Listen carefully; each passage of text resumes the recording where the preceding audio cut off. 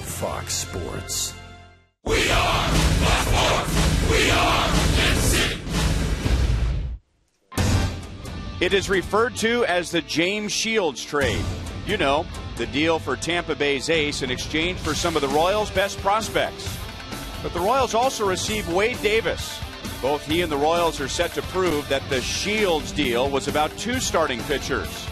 Davis gets the call tonight on Fox Sports Kansas City.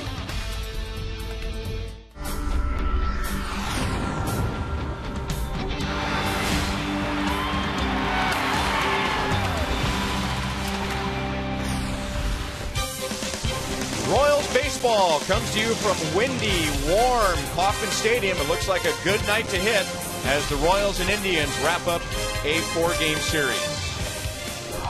Hi, everyone. I'm Ryan Lefevre. Welcome to Royals baseball. And when Dayton Moore became general manager of the Royals, he left the Braves organization. They won 14 consecutive division titles.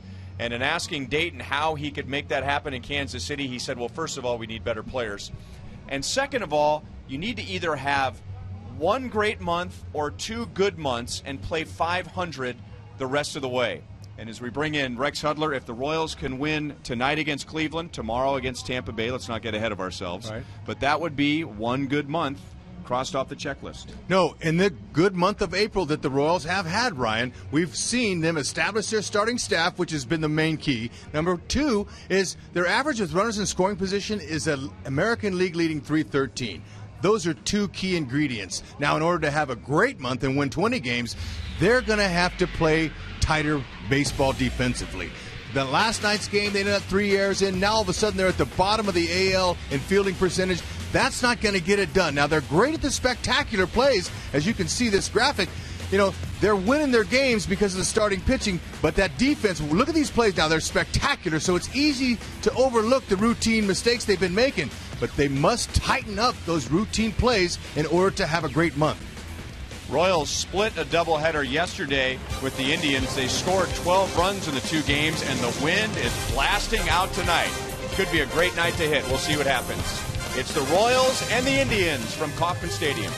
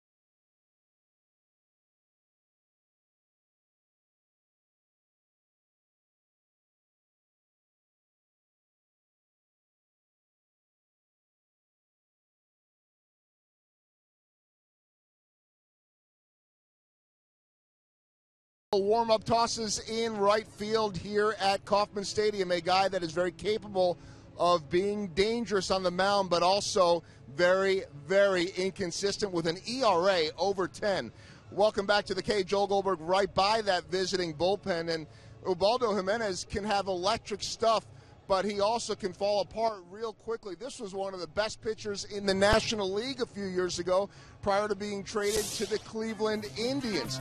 I mean, look at the numbers before and after. Just unbelievable. Talking to Jeff Francoeur, who faced him when he was with the Rockies, he said that was the guy that was throwing 96 to 98, started out that 2010 season with a 14-1 record. He said, I'd never seen anything like it, and I told the guys with the Royals, just feel lucky that you're not facing the guy that I saw in Colorado, but they still know he can be good.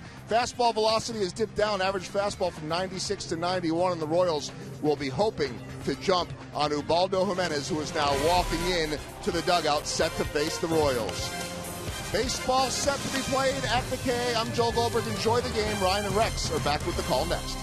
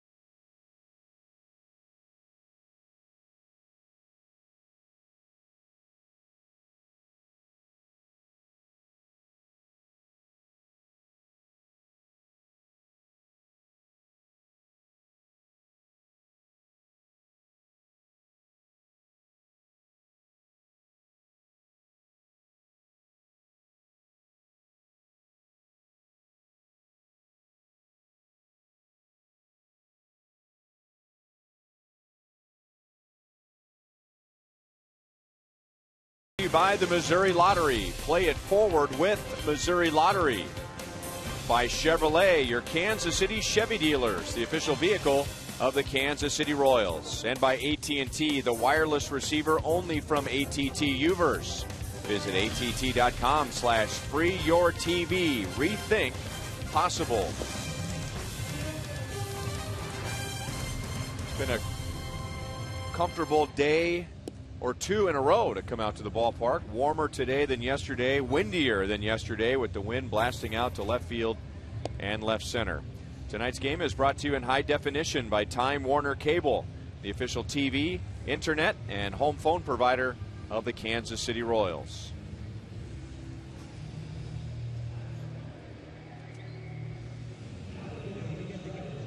So both Wade Davis and Ubaldo Jimenez want to keep that ball below the knees tonight, especially to right-hand batters. Terry Francona and the Indians are 4-4 on what was going to be a 10-game road trip, but they lost a game to weather in Chicago, and then they return home for a 10-game homestand. Royals have won 2 of the first 3, splitting the doubleheader yesterday, and then winning game 1 3-2 on Saturday.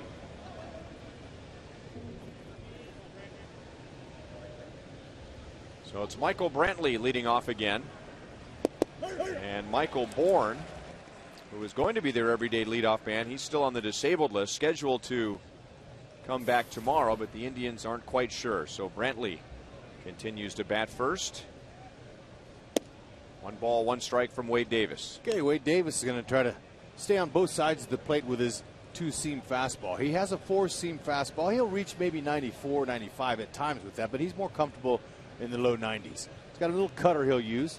Slider change and a curve. He likes his cutter in on lefties. And, you know, in the 20, he's given up 26 hits in just 19 2/3 innings. That's a lot. He wants to try to stay out of the middle of the plate as much as he can. And 2 hops out to Getz. So Brantley is out. And now the rest of the Indians batting order tonight against Wade Davis. Jason Kipnis back at second base, where he was for the first 2 games of the series, but he did not start in the game last night. And Mike Aviles, a former Royal, hit a 3-run home run and drove in 5 runs. Mark Reynolds is the designated hitter for this game. So Nick Swisher is at first. As we look at the numbers for Wade Davis, 3.2 ERA in his first 4 starts. And as Hud mentioned, all those hits, a 321 opponent's batting average. Yeah, it's a little high. He needs to work on getting those down. Use that defense just like he did. But Dave Island, talking with him, he said, I want Wade Davis to power through these guys. Be aggressive. Go after them and stay down. That's hit well to center field. It gets up in the wind, and Kane at the wall, and it is gone. And Kipnis has hit his first home run of the year.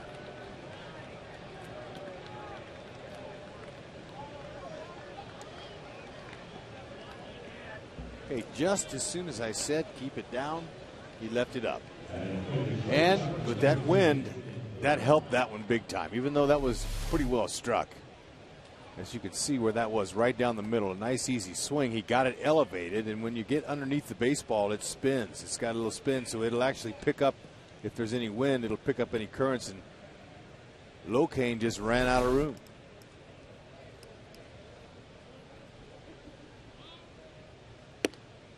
And now ball 1-2 Asdrubal Cabrera. Attack. And part of that attack is to get quicker outs. If perhaps there's something that's hurt Wade Davis more than anything else in his first 4 starts, with the exception of that great game against Atlanta, would be his pitch count. He's averaging about 18 pitches per inning. 2-1. Cabrera is only hitting .208, but that's 52 points better than when he arrived. He has hit in 7 straight games and has 6 hits in this series. 2-2. You want to know why he wears that shin guard? For swings just like that one. Sometimes he pulls off sinkers. Guys try to pull it, bounce it right into your shin. Got the guard on, it doesn't hurt.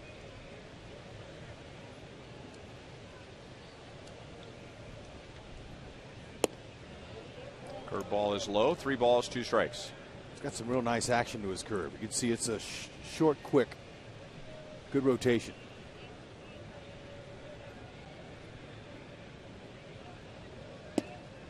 And Cabrera walks after the home run. 1 on, 1 out. Here's the Royals defensively behind Wade Davis. All right, leave it up to Salvi. Anybody gets on base, don't worry about him. Wade Davis, he gets the ball home fairly quick, though, and that'll help Salvi throwing runners out. I don't think Salvi's shown anything that we haven't seen from the very gifted and talented 22-year-old. He's got it all. He was sure impressive in the first game of the doubleheader yesterday, gunning down Kipnis from his knees, and it wasn't even close. Curveball for a strike to Nick Swisher, who is at first base. However, they're going to have to tighten up that defense, as those errors last night put them at the bottom of the American League in fielding with a .980 fielding percentage. 0-2. The Royals were errorless in their first 7 games this year, and now 16 in the last 15 games. And their last 2 losses, game 2 yesterday, and then on Wednesday in Detroit, in both of those games, the Royals allowed 4 unearned runs. Yep, that'll do it. Make the plays you should, and any of those extra ones, you know, we see those all the time. They can do those. They got a lot of range in there, so they get to a lot of balls.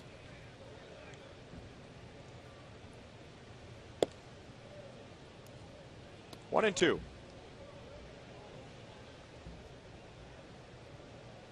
Wade Davis pitched a little over 5 innings against the Rays, or rather the Indians, for the Rays out of the bullpen. He has made 2 starts in his career against Cleveland, and he won both.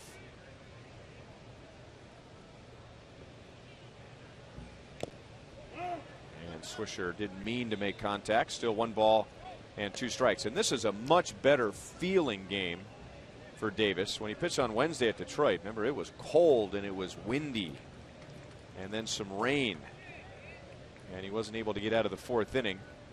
But when the game was over, even though it's the macho thing these days to say I'm not making any excuses, well, a lot of his teammates and his manager, maybe it wasn't an excuse, but it was a pretty good explanation. It was just very difficult for the pitchers to get a feel. Max Scherzer, he went up against Max Scherzer. He struggled that same night. We're in the mid-80s tonight.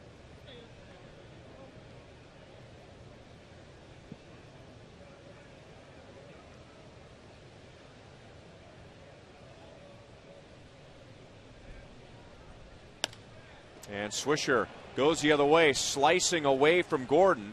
Alex plays it before it gets into the corner, and that holds Cabrera at second base. So with 1 out, the Indians hit a home run. They reach for the walk, and now a single from Swisher. Okay, first inning, try to get out ahead of these guys so you can finish them off with that good curve. That curve's really a tough one to square up, but that's a good piece of hitting. That ball was down out on the outer half of the plate. Swisher shortened up his swing and just went with it. 2 strikes. He wasn't trying to juice one. He wants to keep the train rolling. Has a short visit with Salvador Perez, and now gets ready for Mark Reynolds. The Indians, before coming here, they were in Houston and then Chicago, and Reynolds drove in 6 runs in those 5 games. And he leads the Indians with 19. Curveball drops in for a strike. And he also leads his team in grounding into double plays with 3. So that's really what would help Davis here. If he could just keep the ball in the low and away. Don't elevate with this guy because he can really turn and burn strong. Backed him off the plate. 1 ball, 1 strike. Wade Davis missed the Rays by 1 day. The opportunity to start against his former team, but James Shields did not. James Shields and Alex Cobb tomorrow for the first of 3 with Tampa Bay. And lined into center field. Coming around third is Cabrera. Kane's throw is just up the first base side, but Perez gets the tag in front. Wow, man, what a great tag there. Salvador Perez, he's the one who made that. Now, Kane's throw was strong, but it was up the first base side, and Salvi quickly got that glove right in front of the slide. So Kane, great fielding position there, just a little bit off the mark, but Salvi's able to get that hand in there quickly, and it was a no-doubter. Watch this, how clean that was. Got him. It's a good thing that Salvi's left forearm didn't get cleated. But whenever you expose your arm like that out in front of the plate, sometimes that happens, but fortunately not.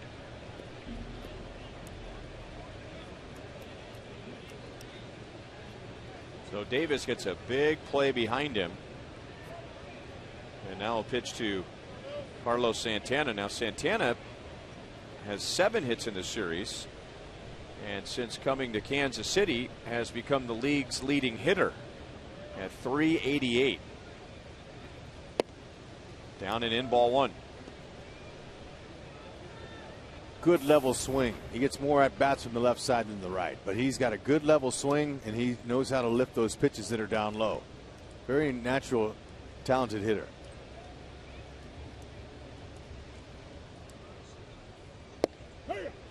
Over the inside, 1 ball, 1 strike.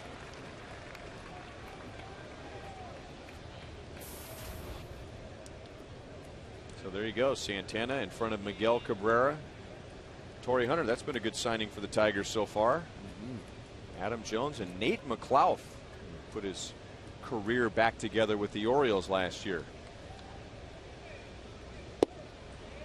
Trying to keep him off the plate. 2 balls and 1 strike. Wade Davis was really on a roll going into that start on Wednesday at Detroit. He had carried over a long stretch of consecutive innings without allowing a run. He had a scoreless first inning on Wednesday, and that was 14 consecutive scoreless innings, which was a career high for him.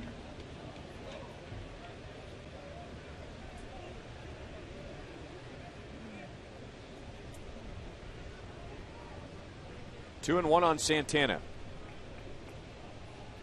And the curveball's been a good pitch for him. 2-2. Yeah, but he's not getting ahead to finish him off with it.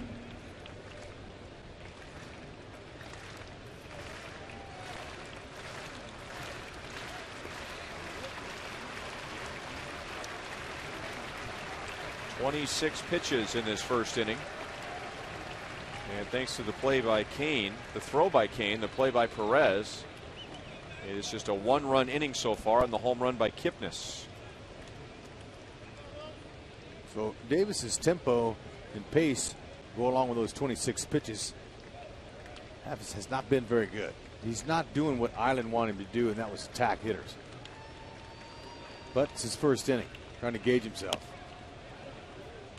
Still 2-2. And it's not just for the pitcher, right? I mean, it's for the hitters not having a whole lot of time in between pitches and them feeling a bit rushed. Yeah, they're going to see if they can talk him into a strikeout here. Santana's a contact hitter. He's going to put it in play. What a throw by Kane, though. Very strong. You don't see a lot of center fielders throwing guys out on one hops like that. So he's able to show that arm. Ball got to him pretty quick as Reynolds hit it hard. But that was fundamentally sound the way Kane picked up that ball and threw it in. Just like you teach it.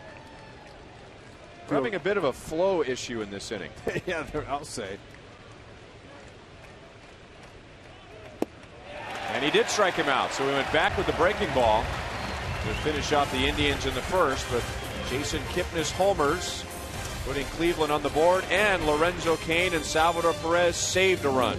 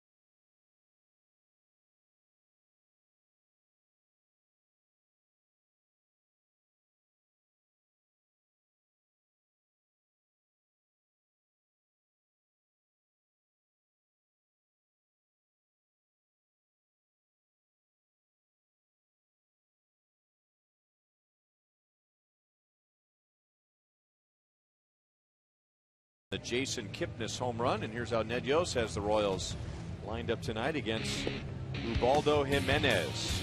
Right now, the hottest Royal is Alcides Escobar. That is average up over 300.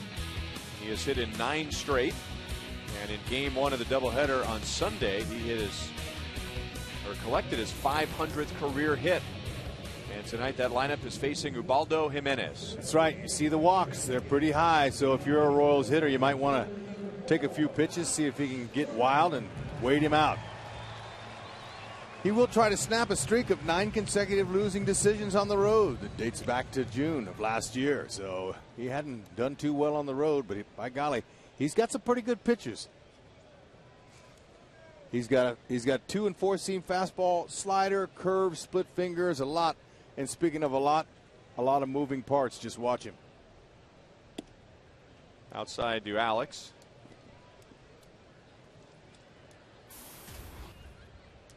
Batting at .337, which is 8th in the league. And it is a very rare game this year when Alex is not on base. And he was not on base in the second game of the doubleheader last night. 12 times already this year. He's been on base 2 or more times. And he pulls it on the ground to Swisher, who hangs back for the bigger hop. And there's one out.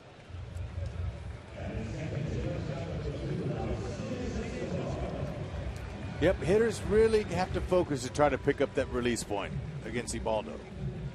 And you mentioned all those starts without a win on the road. Well, look at his last 3. Now, I guess a good start would be 4 earned runs in 5 innings. That was at Houston. But the starts before that, he gave up 7 runs in each. And on April the 16th against the Red Sox, he didn't get out of the second inning. And carries with both arms a 10.06 ERA to the mound tonight. Yeah, and I told you I'm not much of a numbers guy, but I could add those up. That's 18 earned runs over the last 3 outings.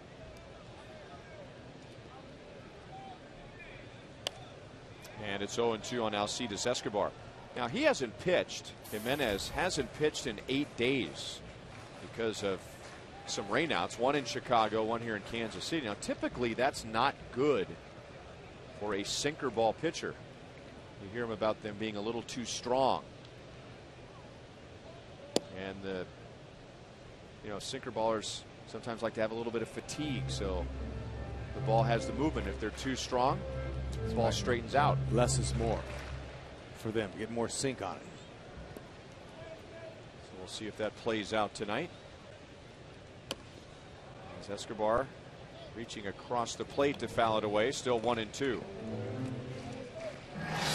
a 9-game hitting streak for Escobar. Here's tonight's Toyota League leaders.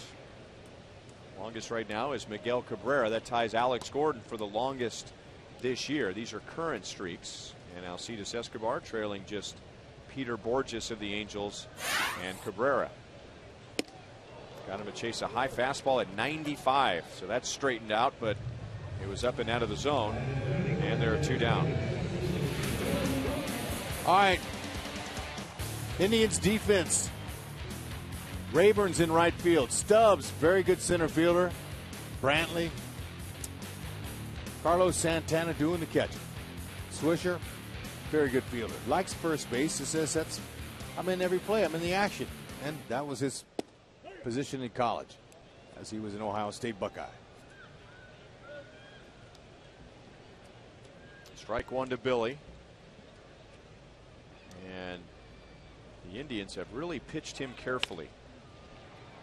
He has walked 4 times, and now he grounds out to second base. Kipnis throws him out.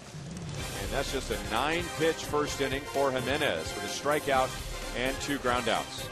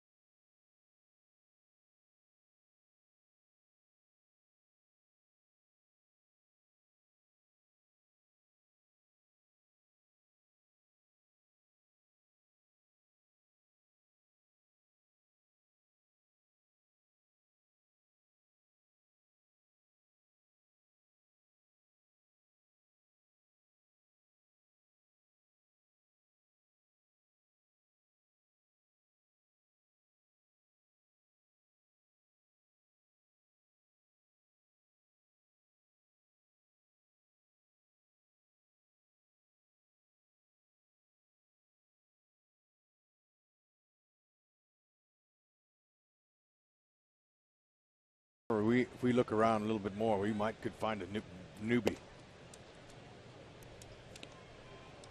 That's fairly new, though. She is, or he. I don't know. Blue. Well, that headband had a bow on it. Right. It is blue though, and you can get caught up in the blue-pink thing. But I think the headband with the bow. I'm going to go. That's a she. Okay. What do you think? I'm with you. Well, she picked a good year to be a Royals fan. This is Ryan Rayburn. 2 out of 9 in the series, and the Royals have struck him out 6 times. Batting .214. He'll be followed by Lonnie Chisenhall and Drew Stubbs. 3-1. Indians scored in the first on a Jason Kipnis home run. And then the Royals prevented another run when Kane threw out Cabrera at the plate. And that's past a diving Mike Moustakas. And Rayburn has a leadoff single.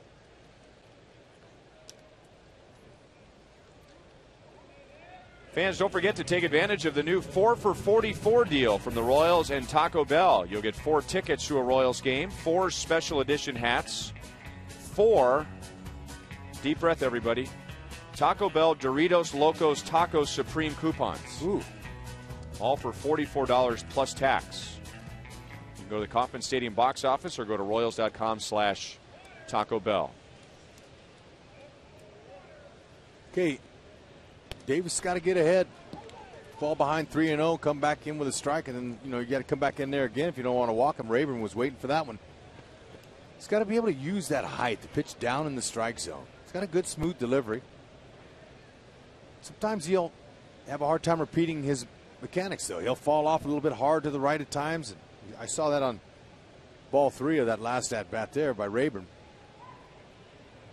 Just stand tall and stay straight through and down. Little high, 1-1 on Chisenhall.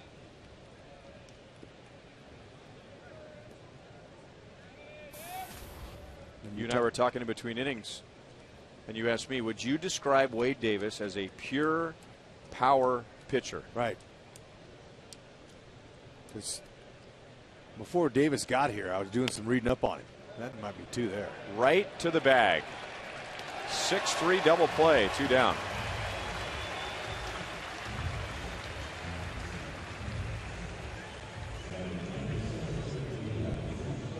Yeah, I was reading on some publications, and a lot of them were saying he's a pure power pitcher. But really, when I think of a power pitcher, I think of a guy that just gets in there and just really throws mid to upper 90s.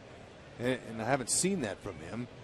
But then when I asked you that question, you went back and you looked, at least last year, and his numbers pretty much spoke for itself. Yeah, and he's shown us he has the potential to be a pure power pitcher, which isn't easy to say, by the way.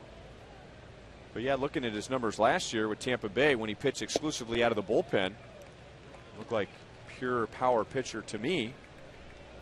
I mean, the league did very little with him. He had 87 strikeouts in 70 innings. There's a good hard breaking ball.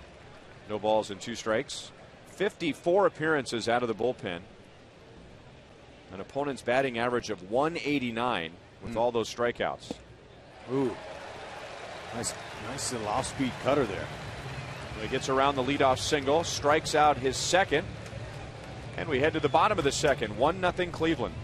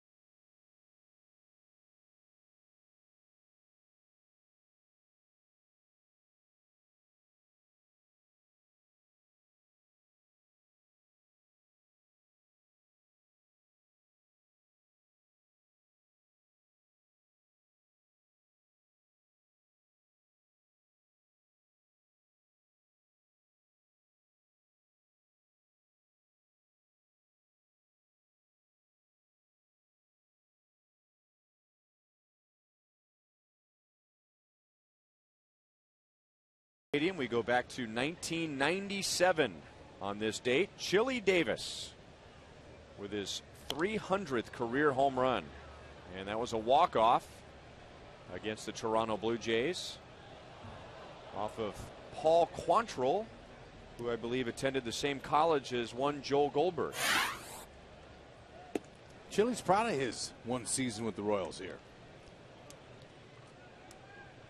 Now the hitting coach of the Oakland A's. And I got to be teammates with him for 3 years with the Angels. He's a very smart guy. I mean, I learned more about hitting sitting on that bench next to him, talking after his at-bats. Him and Rod Carew would talk a different language, but man, just tuning in. Amazing how he paid attention to every pitch and every count, and how that pitcher was trying to get him out, and what he was showing him in show pitches and money pitches. Listening to that lingo, I started thinking up there a little bit more instead of just going up there hacking. No wonder he's a hitting coach, and a good one.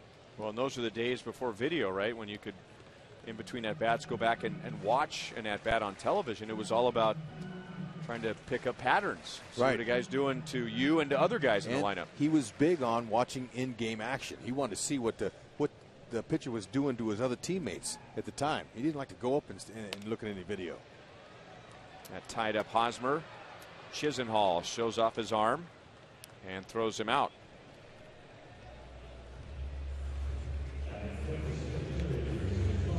Well, he has a little short little arm action. Chisenhall, man, he got a nice arm. Baldo got in on Hosmer's hands, jammed him.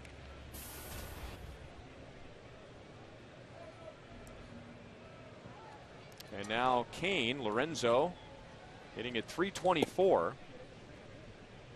And he saved a run in the top of the first inning. Made a great throw, a strong throw to the plate. It was a little offline, but Perez helped him out, applying the tag on Asdrubal Cabrera. 2 balls and no strikes.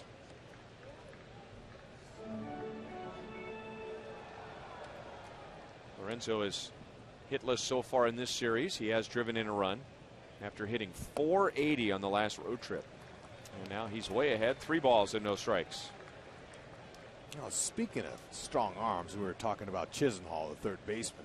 That throw that Lorenzo Cain helped out Wade Davis with in the first was a beauty. He takes a walk with 1 out. So we're going to show it to you again. Watch him when he catches this ball. Okay. See where he catches that on the side. He catches on the side, takes a step 1, 2, and he loads and throws off of his right foot. Catch it on your side, take 1, 2, and a hop. Look at a crow hop, long strides, good leverage.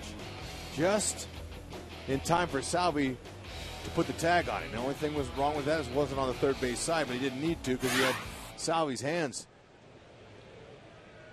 But he's got a good arm. And a strike to Mike Moustakas.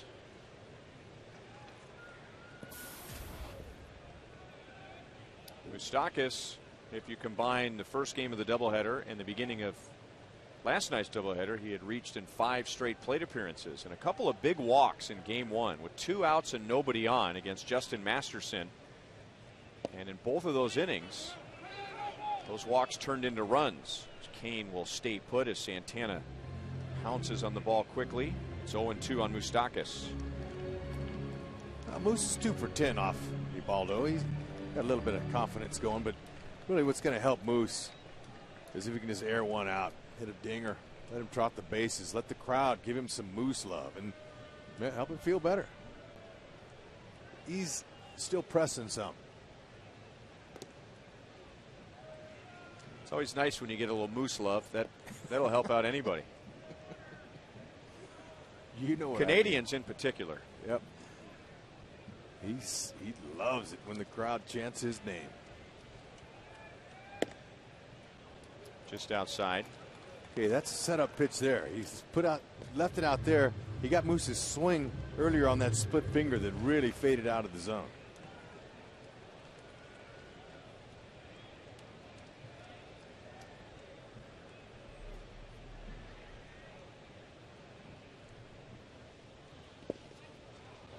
2-2.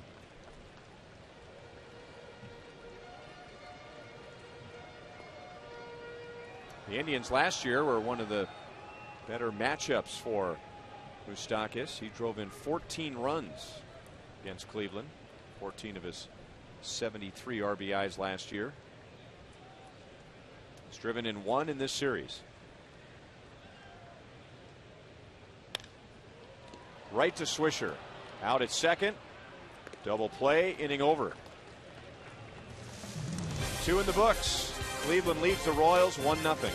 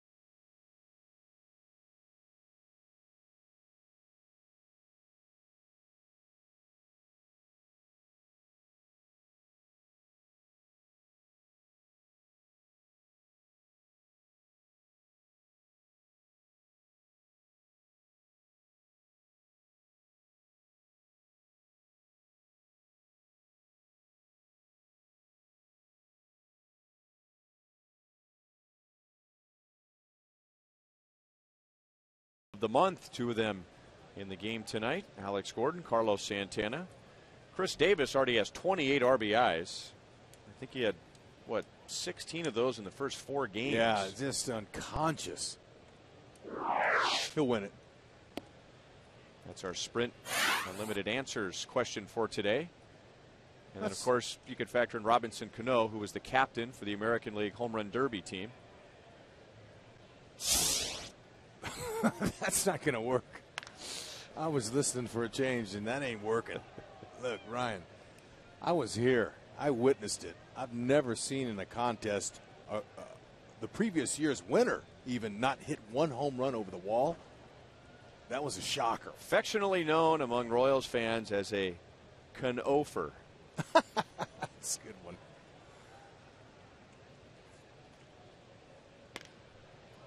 That was a tough pitch. Down and in, and Brantley just golfs it into right center field. That's his 3rd extra base hit of the series, and he will stop at second with a double. So Brantley is 1 for 2. Nah, he hit that gap with regularity. Look at that pitch. You're right. Breaking ball. He waited till it finished breaking, and it's almost like he was putting him in a zone saying, if he throws me a pitch right there, I'm going to be on it. And he did. Didn't matter. 2 of those doubles are in the series, and then he hit a triple in the same gap in game 1. Gave the Royals a scare. Knocked in a couple runs there off Holland. Jason Kipnis homered to straightaway center field in the first. It was his first home run of the year.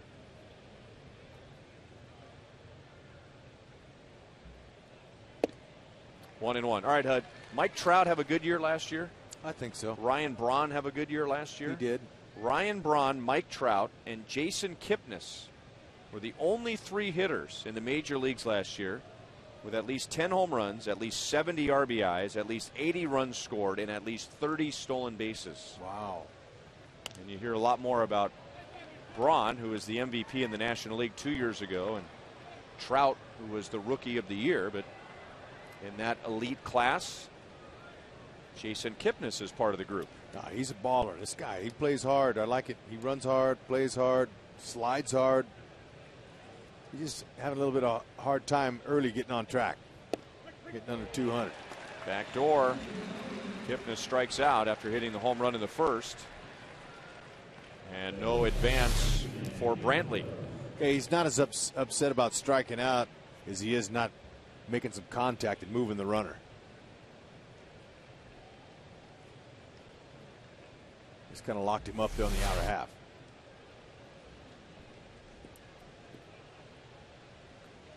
And now Cabrera, who walked and then was thrown out at home plate later in the first inning.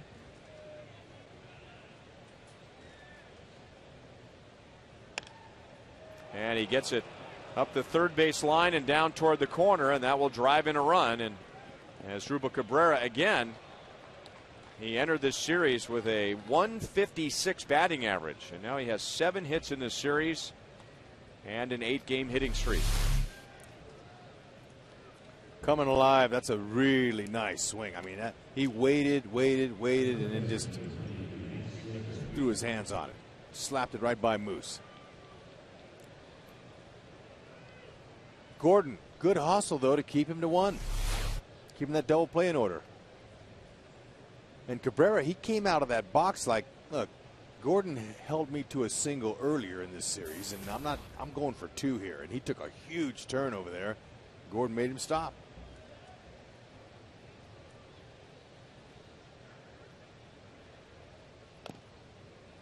Good fastball ties up Swisher. 0-1. It took him. There he goes. He's saying, all right, I'm getting 2 this time.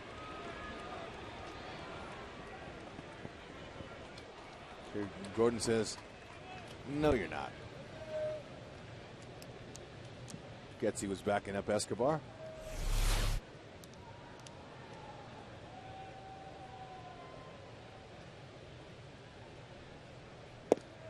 Well, Alex, of course, has won 2 Gold Gloves, which means he does everything well in left field. But if there's a couple of strengths that really stand out, I think it's charging a ball that's hit right at him and running to the line.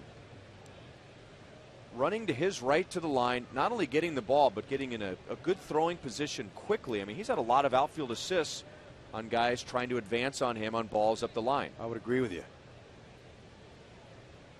But he comes in great on, he's able to read the sinking liners. And he goes back on the ball well, too.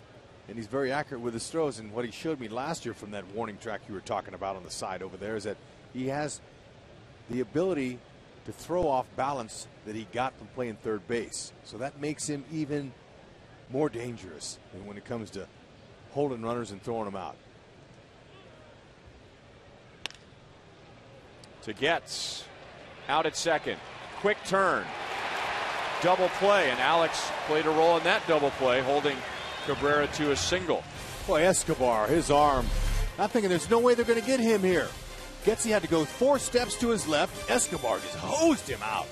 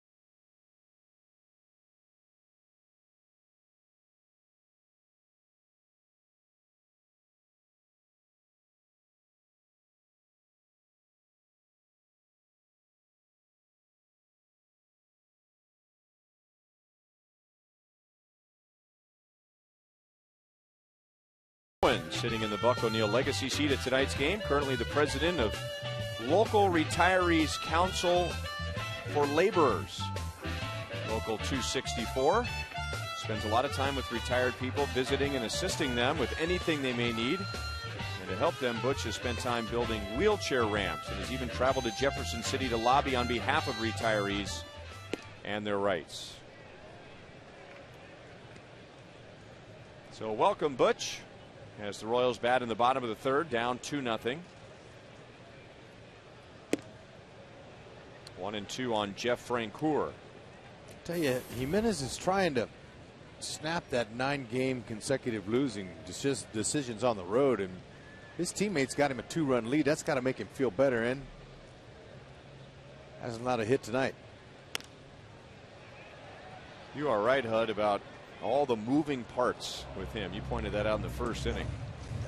I mean, he's coming at you with ankles and knees and elbows and shoulders. And he really wraps that ball behind his back, too. I mean, the hitter can get a clean view of it. Watch it right here.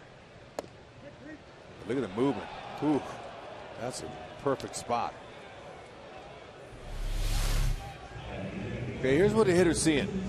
Okay, you're trying to pick up the release point. Okay, you're watching his glove. You're watching now. He brings it down behind his back and kind of just flicks it in there. Okay, I can see. Well, of course, when you slow it down like that, yeah, I can see that's going to be a nice two-seamer. And it had really good movement, and that's exactly where you want to put a ball if you don't want a hitter to touch it. Right on the corner. So that thing's moving and dancing and all kinds of stuff. Now, if you can get on base, like Lorenzo Cain got on, you can rip him off.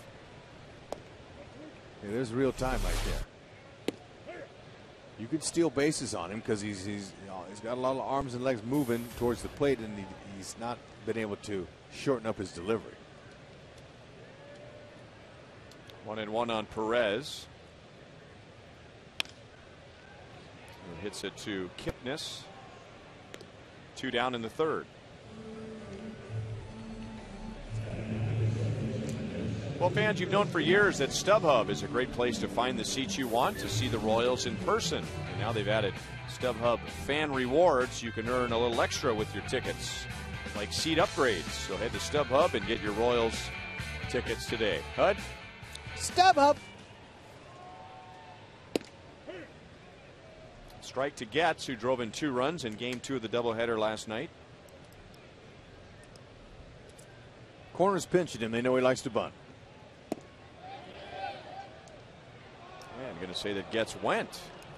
And Chris, not normally one to show a lot of emotion on the field. I mean, he just snapped around and turned his back to Gary Darling. You know, when you do that, you offer it a pitch. That's a good emergency hack there. You offer it a pitch and you hope that he didn't call it, so you kind of block it out. Sometimes when you react and you go, it kind of takes you out of your AB, especially with 2 strikes. I try to just let it go. Just ignore it. Act like it didn't even happen. Don't give him any body language at all. And therefore try to keep my focus during that at-bat. Now, if it was for a call third, then you might, give him a little something because you got to go. But it's hard to focus hitting that ball. It's not easy. So Getzy, he's battling right here. 2 strikes.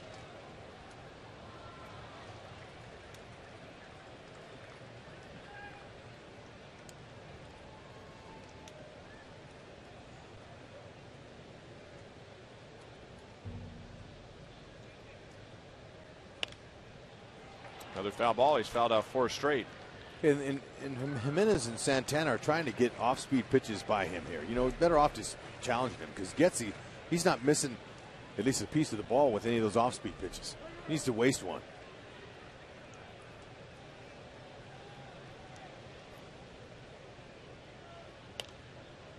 There was something straight, although there's really nothing entirely straight today from Jimenez, and he's running it up there, 94, 95.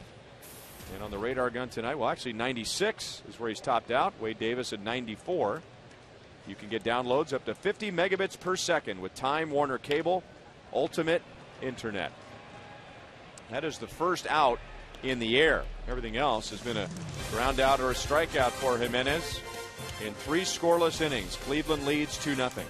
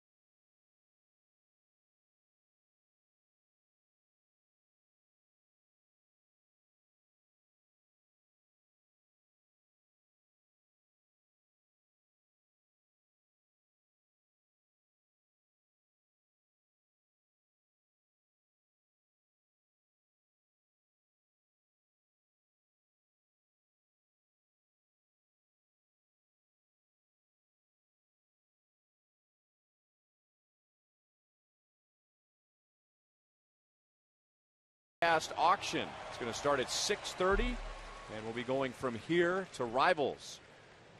And here are some of the items. Those are the 2 I like the best. Fielding lessons with Alex Gordon. Yeah. And video games with Hosmer and Moustakas. Right. What about the broadcast experience? Well, look, we get to do that every day.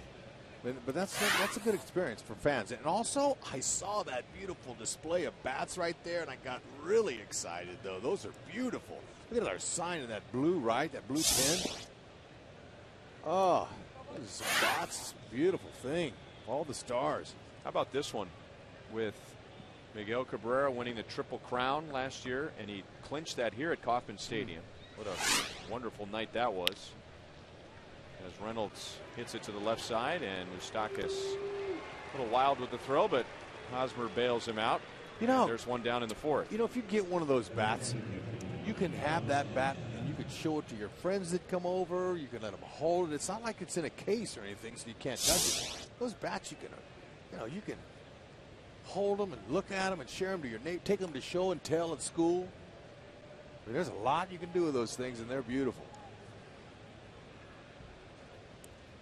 Well, Jeff Davenport, Royals equipment manager and traveling secretary, he was able to get an autographed jersey of Carl Yastrzemski. So one of the items, I mean, you talk about a once in a lifetime item. Autographed jerseys from Miguel Cabrera and Carl Yastrzemski. Well, Davy has skills and he knows people. So I'm not surprised he can pull those off. 2-0 on Santana. He struck out in the 1st inning. Davis has struck out 3. That's a lot of fun. We go back and forth from the game to Rivals, get updates on all the bids. 3-0 on Santana. All going to Royals charities. All the proceeds going to Royals charities. My 2 boys would love to play in the clubhouse with Moose and Haas video games.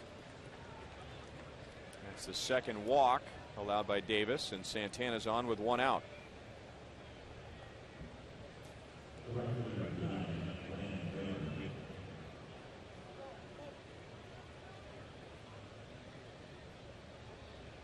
And now Ryan Rayburn, who singled to left in the 2nd inning and then was part of a double play. The Royals have turned 2 double plays behind Wade Davis, and Royals defense has thrown a runner out at the plate.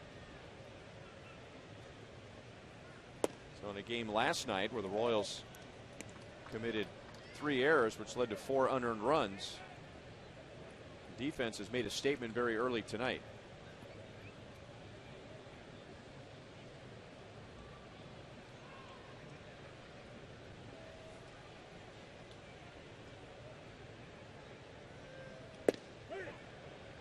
Hard slider for a strike.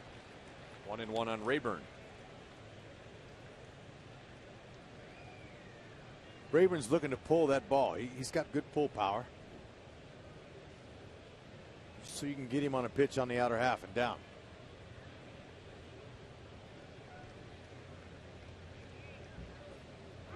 Santana runs. Rayburn swings and misses. And Santana's out by 20 feet. Ooh, man. Salvi didn't have to drop to his knee there. He said, you know what? All I got to do is just make my normal throw. And that should help him with an out air. You're right. Maybe 20. Look at Getzy. 1001, 1002, 1003. And that's a big play as Rayburn gets a 2-out base hit. So he's 2 for 2. And with the Royals playing the Indians, it reminds me of the movie Major League, which was about the Cleveland Indians. And remember that scene when who was the base stealer? Wesley Snipes. Remember he came up a little short on his slide in the second base going, come on, come on. That's right. Willie Mays Hayes. Thank you, Doc Carruthers. So Rayburn on with 2 down. Chisenhall grounded into a 6-3 double play in the second inning.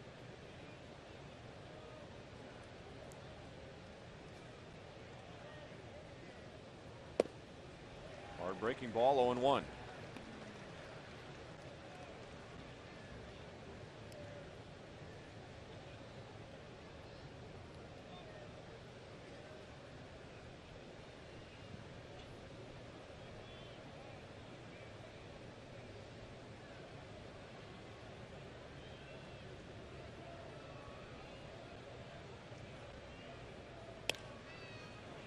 Oh, and 2.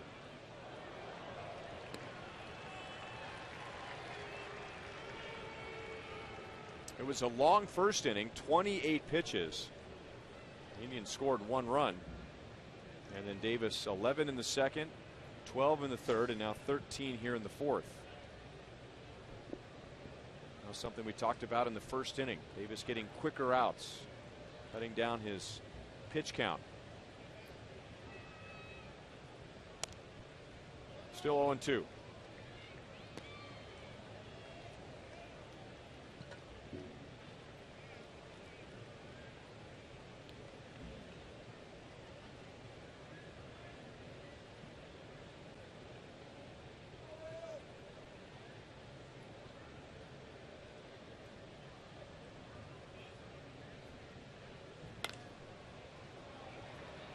Into shallow right field.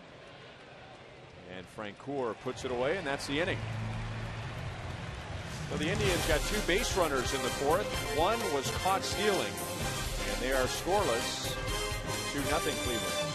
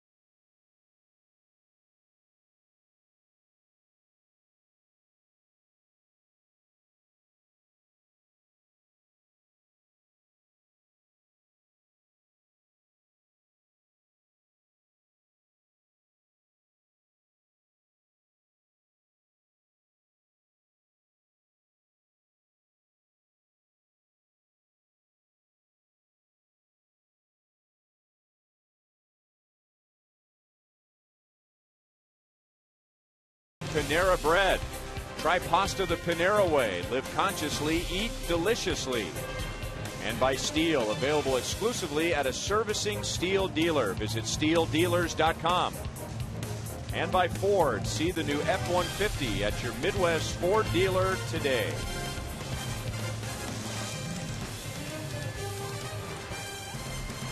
A warm, windy night, and that heat is going to extend into tomorrow as the Royals begin a series with Tampa Bay, and then another cold front.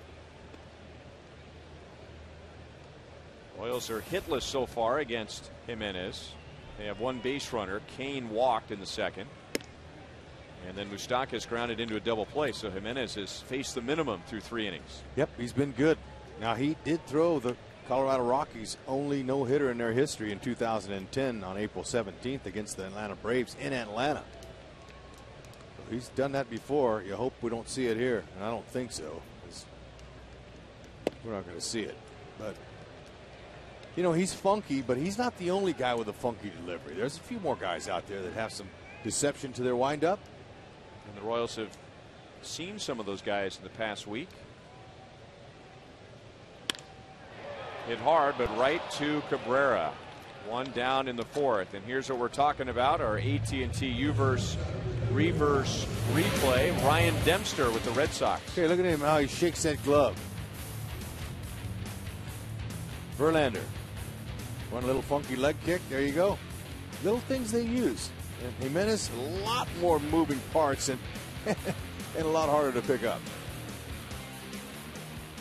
But, you know, it's hard enough to hit a ball, even in batting practice. But when you get a guy up there with a full windup trying to throw you off balance with that windup, I mean, it really presents some problems. And so far for the Royals, it has. He's only walked one guy. That was Lorenzo Cain back in the 2nd inning.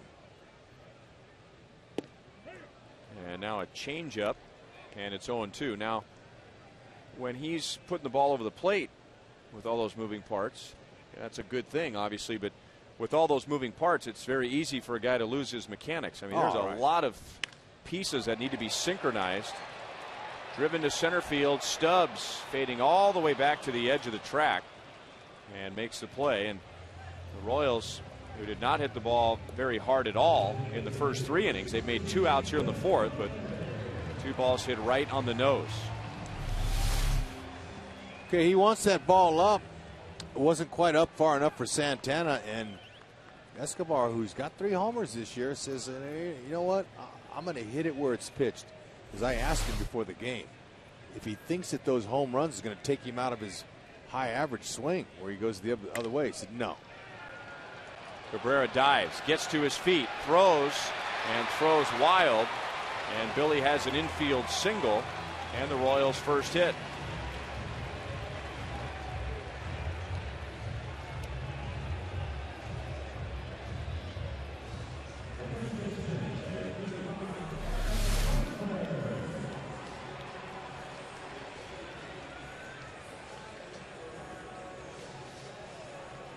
Okay, now that's not a given every time a guy dives because you got to get your feet in the right place. Billy, he's watching. He says, all right, I'm going to dig for it.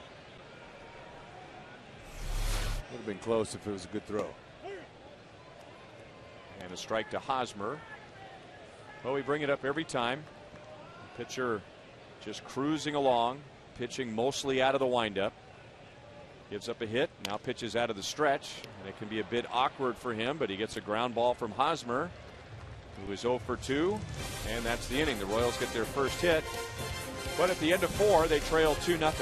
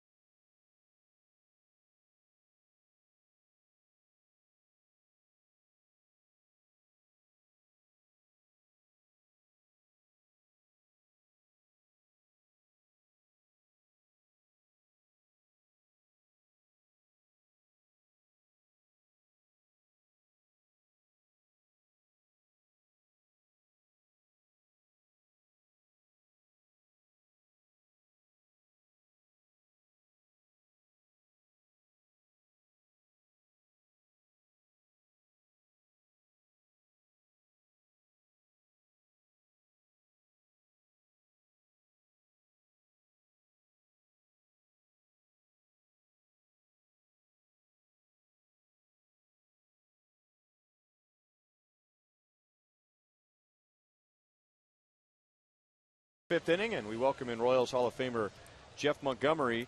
And Wade Davis has been pitching mostly out of the stretch tonight, but making pitches, and the defense has really backed him up nicely. Well, Ryan, there are times when you don't have your best stuff.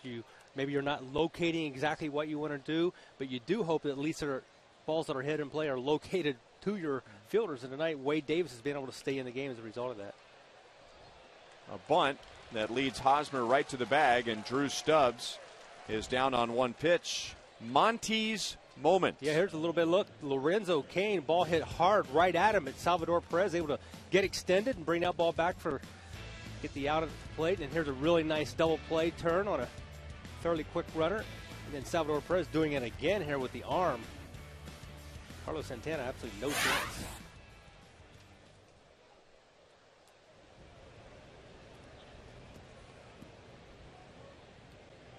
Well, Davis gets the leadoff man.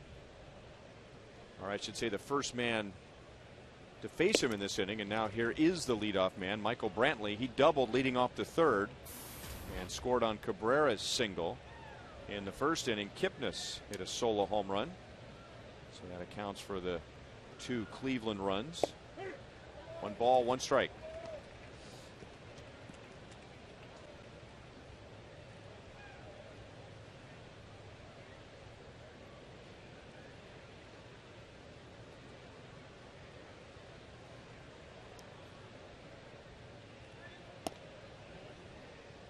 Two and one.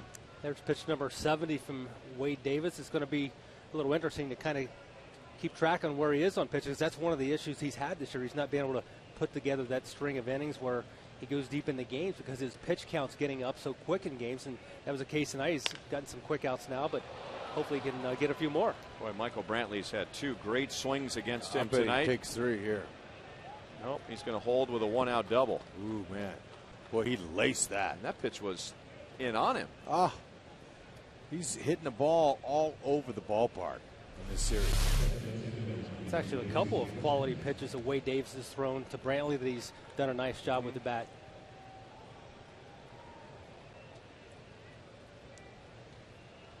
I guess, Monty, that would be the equivalent of a hitter lining out.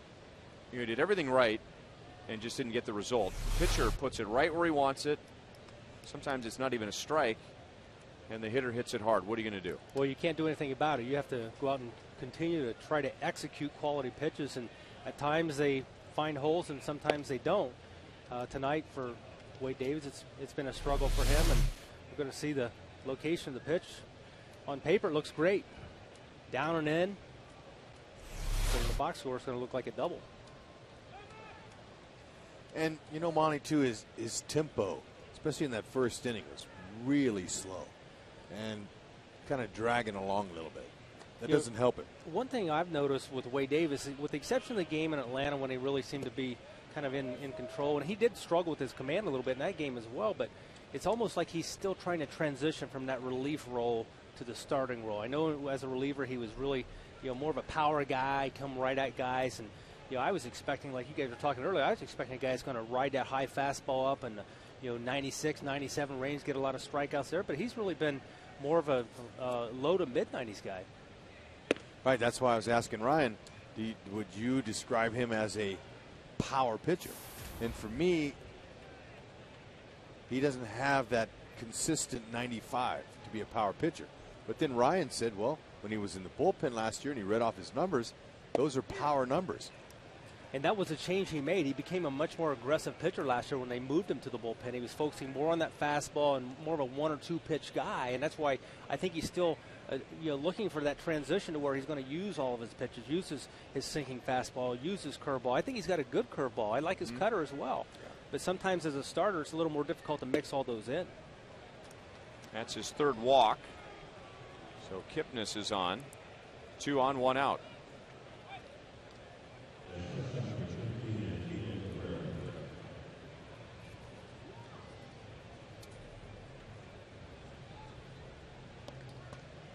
And now Salvador Perez just called Chris Getz in on the conversation. That suggests they're going to change the sign sequence. Yeah, good chance they're going to make sure that Brantley's not going to be flashing signs in. Going to maybe change it up. A lot of times the catcher will go first sign after 2, or he'll maybe touch a certain part on his shin guard for certain pitches. So they just want to make sure the base runner is not able to give the hitter an indication on what the pitch is going to be. Or the number of outs times the hits minus the walks. I'm not good enough with math to do that. That was unbelievable, man. My good friend Mark Langston, that's what he used, some kind of something concoction like that. Yeah, it was some kind of, take the score and divide it by 3 and add walks. And I'm like, are you guys really serious? And they go, well, yeah. They looked at me like, and I said, come on, man. Look, I just need to know whether to play the guy to pull or not. Okay, just let me know what supposed to be a simple game, isn't it? Yeah. So some pitchers have their own little method, but keep it simple. First sign after 2, or after 2 signs, whatever. But it's a lot easier for base runners out there at second base to let that hitter know location than it is signs on what's coming. So you can do it in a lot of different ways. You can take your lead and put your hands on your knees for a breaking ball, or stand up straight for a breaking ball. However, you just let the hitter know that. Or you can go, hey, look, I'm going to look this way if they're setting up in, or I'm going to look to my left if they're sitting up away. Little keys like that can help hitters big time. Rex, I actually had to go with a system that Mike McFarland and I worked on called pumps, where he would put his catcher's glove on his knee, and that would be a 1. And he'd put it down on the side. You see, that's a 1 with the catcher's glove on it. He'd put it down on the side, and that would be 2. And he would just put pumps and add on, because I couldn't see the signs well enough, so I was guessing a lot of times. As Drupal Cabrera is going to hit it to the wall in right field. That's his second hit tonight. It is his second RBI as he ends up with a double. 2 doubles and a walk for the Indians in the 5th inning, and they have a 3-0 lead. Cabrera's a hot hitter right now. There's another breaking ball in the inner half, which on paper, Monty, you would say looks good. But when you got a guy who's starting to heat up, they don't have to hit balls that are mistakes. They can hit a pitcher's pitch. Yep, that's right. These guys get paid to hit the ball exactly like that. And again, some nights it's just not your night. And for tonight, for Wade Davis, 9 hits already in less than 5 innings pitched. And 3 walks. That's 12 total base runners. And the Royals don't want to see this game go out the window right here, so they'll bring the infield in halfway for Nick Swisher, who was grounded into a double play and singled. And a slow roller to Escobar. Kipnis made a move to the plate but holds. Swisher is out, 2 down.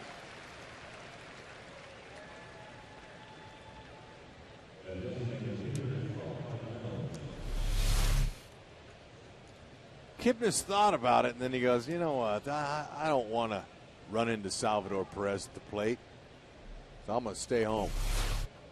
Not to mention who's coming up, Mark Reynolds, who leads the team in home runs and RBIs. And comes up with 2 runners in scoring position.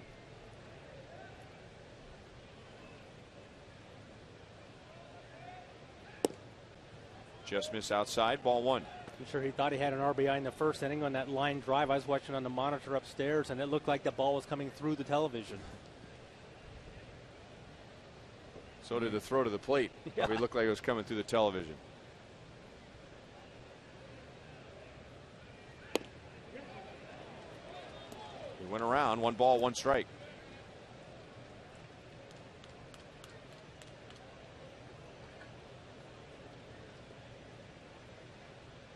That's Kipnis at 3rd, Cabrera at 2nd. Cabrera has driven in the run in this inning. Indians with 1 in the 1st, 1 in the 3rd, 1 in the 5th. Got the call at the knees, 1 and 2. Boy, it's Drupal Cabrera. He's getting a really big lead at second base. Getz may be able to sneak in there and see if Salvi can pick him up, but he's way off. And he's from Venezuela. He should know. And Reynolds goes the other way. So he drives in 1. And then the Indians will hold Cabrera at 3rd as Francoeur makes a strong throw. So Reynolds drives in his 1st of this series and his 20th of the year, and Cleveland leads 4-0. Okay, Asdrubal Cabrera had the big lead, but he was way back towards the shortstop. Okay, that's to cut down the angle when you come to third base to cut it.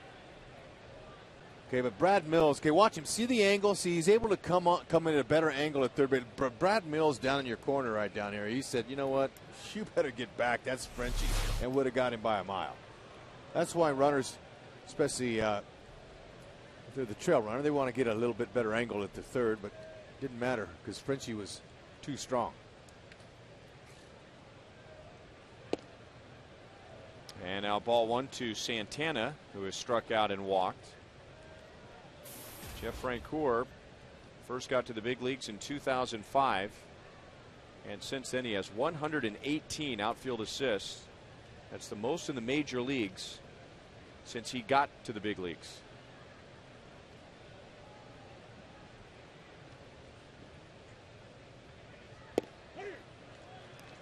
One and one.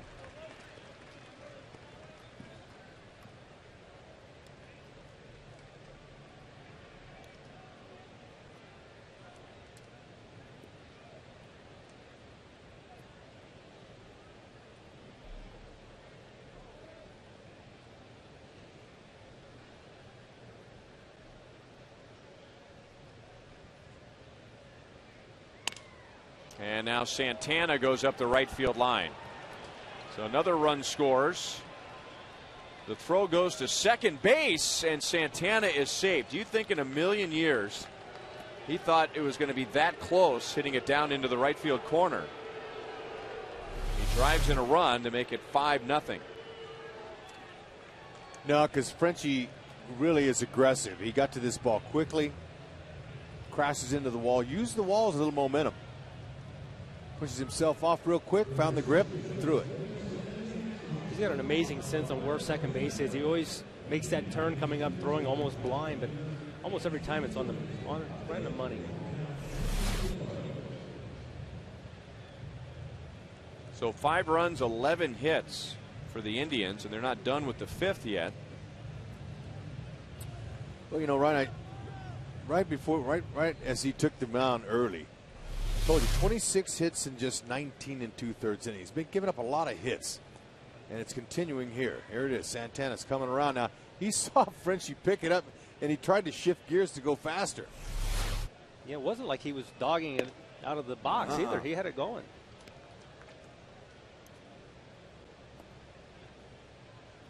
This will be pitch number 90. We just showed you Luke Hochevar warming up in the bullpen. With runners at second and third, 2 down. And Rayburn at the plate now, and he's 2 for 2. 1 ball, 1 strike.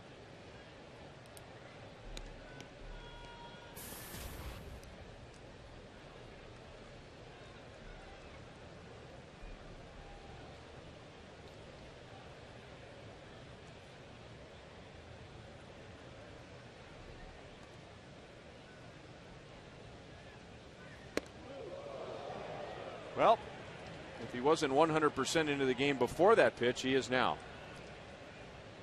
That'll definitely change the eye level, Rex. Yes, it will. It'll put you on your backside.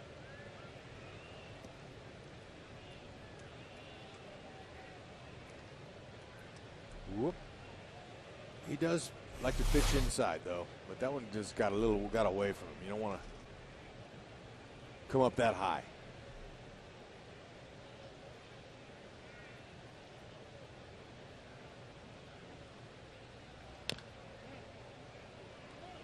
Two and two.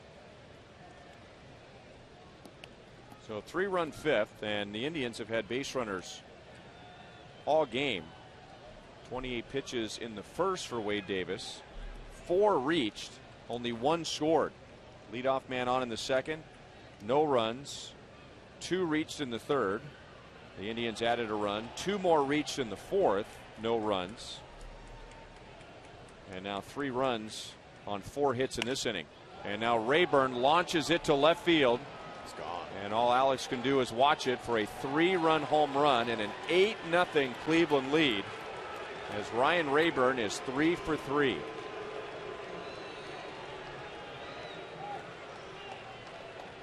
So Rayburn, without saying a word, says, you buzz my tower like that, I'll hit a 3-run bomb off you.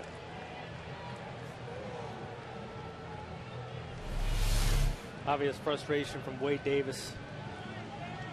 Having a tough struggle, looking for an atom ball, and he gets a ball hitting the bleachers. Yep, good little uppercut there.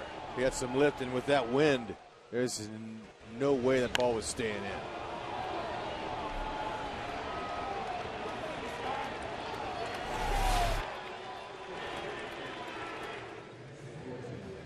So Davis is out. Kochevar is in, and a Chevy call to the bullpen. And the Royals have a mountain to climb tonight, down 8-0 in the 5th.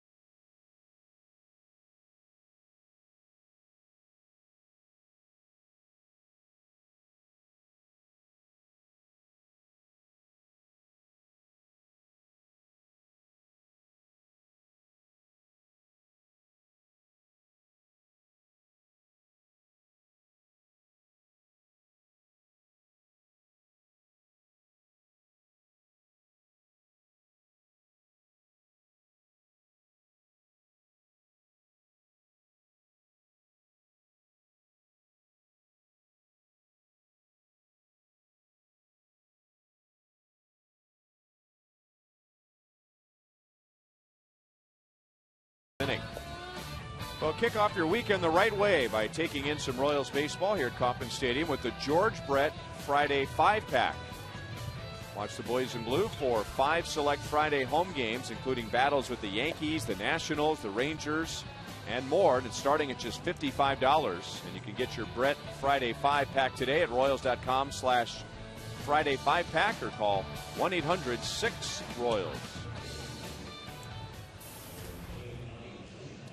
So Luke Kochevar grabs a mop and comes on with 2 outs and nobody on in a 6-run 5th inning and an 8-0 Cleveland lead.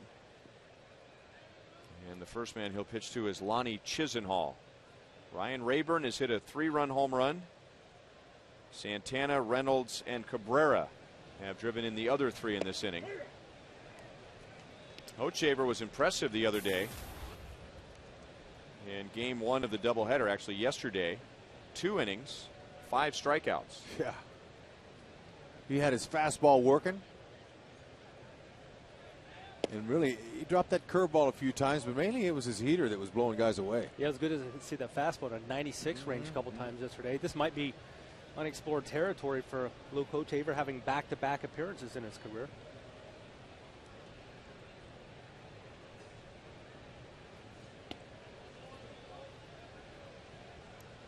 Two and one.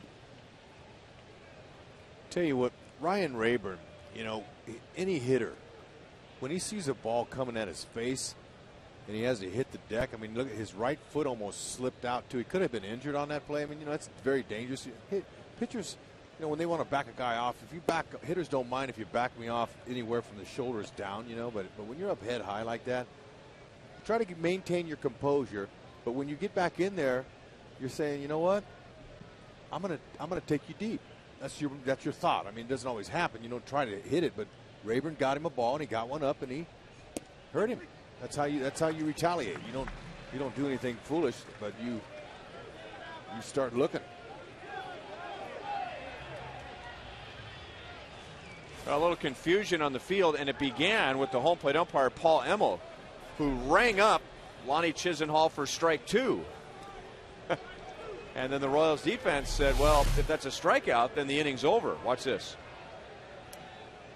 And then he remembered what the count was. Yeah, it's been that kind of inning for the umpire, too. That's funny. Salvi goes, all right, if he's going to call him out, let's go. Well, when you're ahead 8-0, you only get 2 strikes when you come to the plate. That's a new major league rule. That's a strikeout. He got him swinging. The Indians send 9 to the plate. 6 come around to score. 3 on the home run by Ryan Rayburn.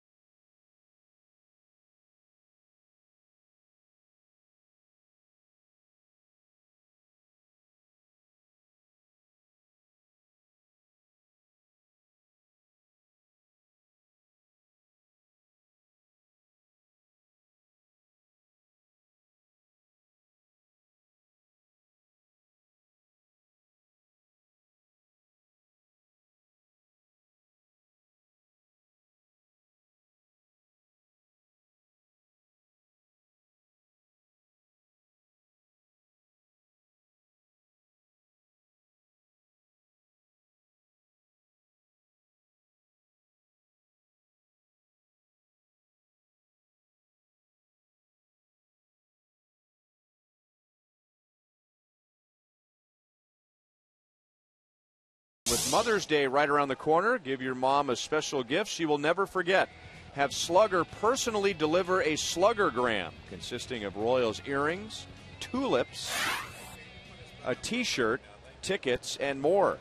And deliveries are made Mother's Day weekend. Royals.com/Slugger to book your gift today.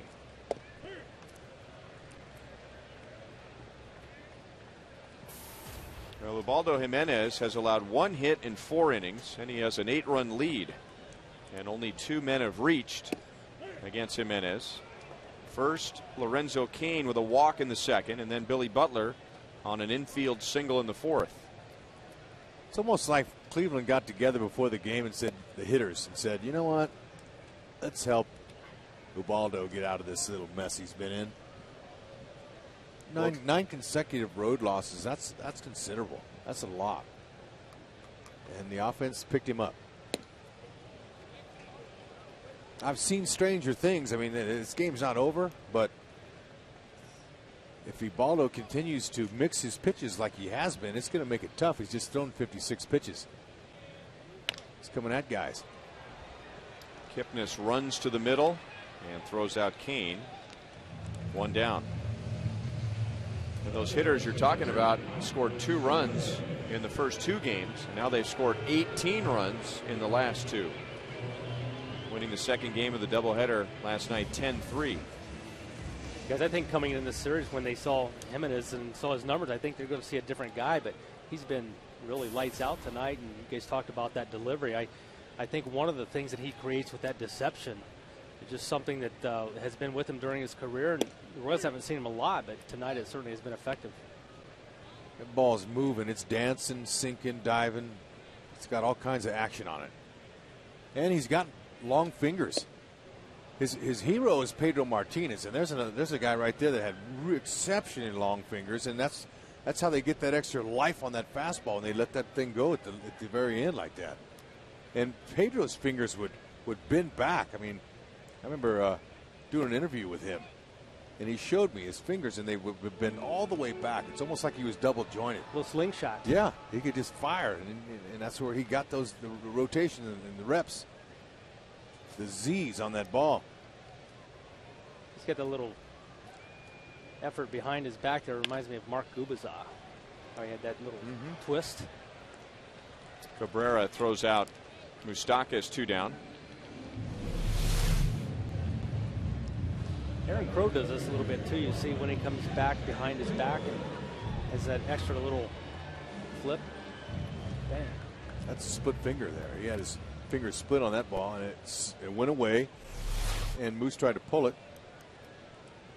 Hit the top half, a grounder. 0-1 on Francoeur, who struck out his first time up.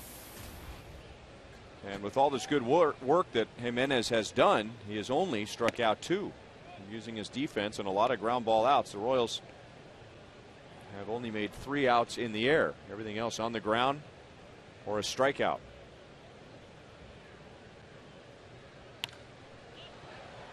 If it comes down, Chisenhall wants it, and that's the inning.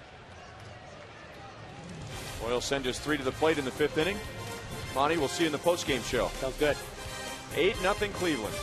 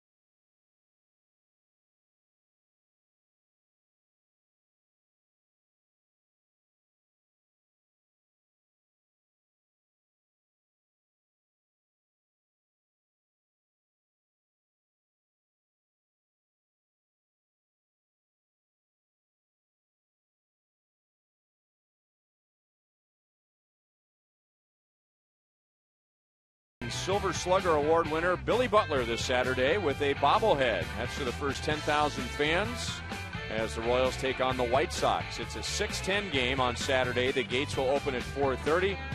Billy Butler bobblehead courtesy of Sprint. Royals.com or 1-800-6-ROYALS for tickets. 8-0 Cleveland. And they scored 6 of those runs last inning. Lou Kochaver in relief of Wade Davis got the final out. And another towering pop-up. This one brought down by Chris Getz. Drew Stubbs is out. 1 down in the 6th. Stubbs is 0 for 3. And a look at tonight's AT&T trivia question. Who is the Indians' all-time hits leader against the Royals?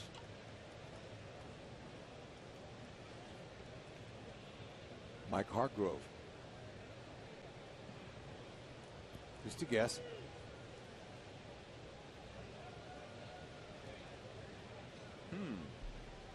All time. Oh, I thought it was just 1993. Strike on Michael Brantley. 2 doubles, 2 runs scored. I'm thinking Kenny Lofton or Omar Vizquel.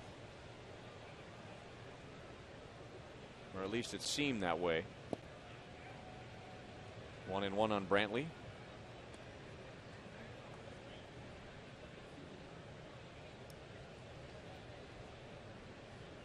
What about somebody more recent since we've gone to the unbalanced schedule like Shin-Soo Choo? Travis Hafner. How about Sandy Alomar Jr.? Well, there you go. There's in the house. Good call.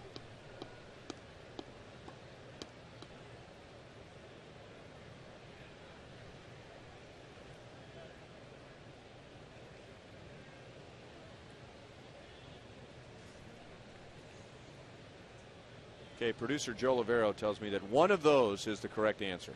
All right.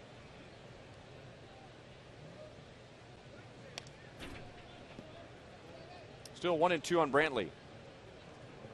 So Wade Davis gives up 8 runs, 12 hits in 4 2/3 innings. And in the first 4 innings, while the Indians had base runners all over the place, he was making pitches. The defense was doing its part. A runner caught stealing, another runner thrown out at the plate, a couple of double plays. And then the 6-run 5th. Off of Hochevar's glove. He's going to try and chase it down, and close, but no cigar. Yeah, I can't remember seeing a pitcher go that far for a ball. Okay, now after this happens, that's the competitor in Hoch.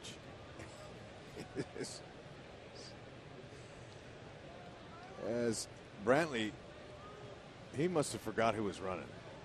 Brantley was already in the outfield. But I like the competitiveness there. I like that. Plus, he got dirty.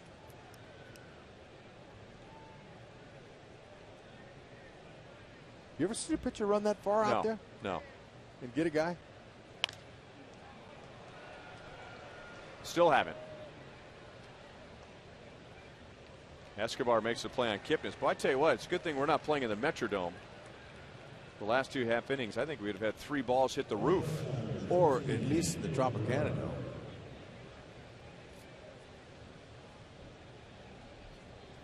So 2 down, a runner at first. We'll answer our AT&T trivia question. As Asdrubal Cabrera has 2 hits, and we understand he is closing in on the all-time Indians hit leader against the Royals, and the answer is Omar Vizquel. Ding, ding, ding, ding, ding.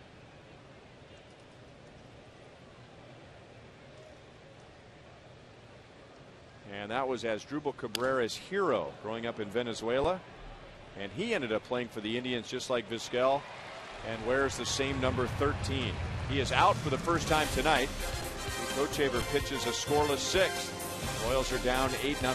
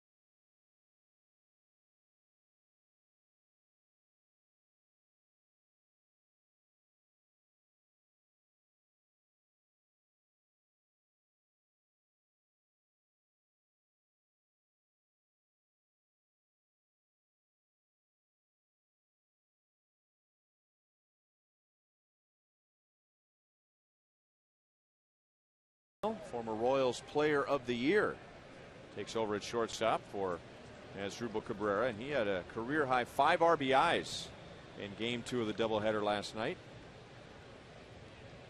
Royals have 1 hit so far against Ubaldo Jimenez. It was Billy Butler's infield knock. Leg hit.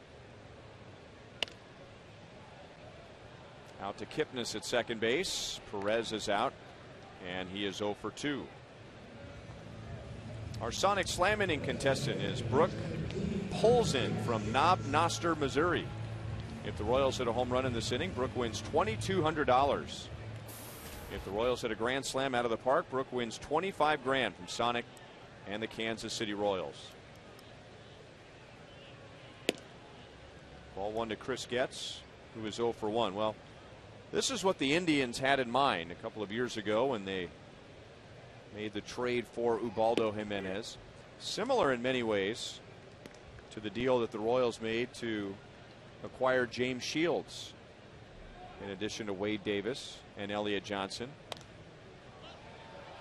Some thought it was a good move because the Indians were being bold and going out and getting an ace type of a pitcher, but they gave up two of their biggest pitching prospects, Alex White and Drew Pomeranz. So the Indians were criticized for that. However, while Jimenez has done very little with the Indians, his record is 10 games under 500. White and Pomeranz have yet to get going for Colorado. Getz strikes out, and for Jimenez, that is just his third, 2 down in the 6th inning. I remember when the trade with Tampa Bay went down, and I talked to you on the phone. You were fired up, and you said something that I'll never forget. Now, this comes from a player's perspective, but you said, "I'll trade boys for a man every day," meaning guys who have been there, done that before, seasoned in the big leagues, for guys who have not. That's basically what I meant, and I still stand by that. I mean, trades are made in hopes that it helps both teams. I don't think there's one side saying, we got you on that. They're hopeful for the players that they trade off that they can continue to have good careers. But Will Myers hadn't never seen a major league pitch or hit one or caught one.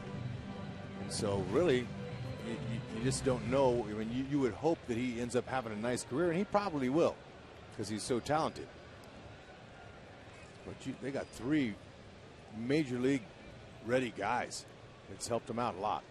Jake Odorizzi had only pitched in 2 big league games. That was the end of last year.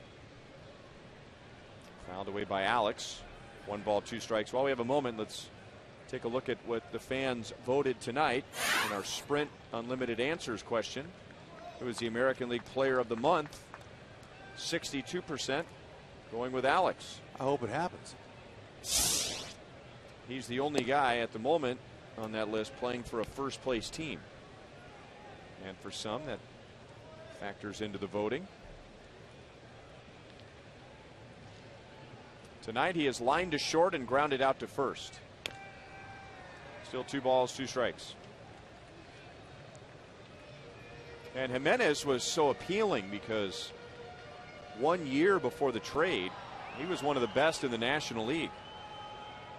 He went 19-8 for the Rockies. He threw a no-hitter against the Braves. And he was the National League starter in the All-Star game. Outside, 3-2. I mean, he virtually was unhittable in the first half of that season, that 2010 season. That's into the left field corner, and it doesn't quite straighten out. Still 3 balls and 2 strikes. Jimenez that year was 10-1 by June 1st. 10-1 with a 0.78 ERA. Unhittable.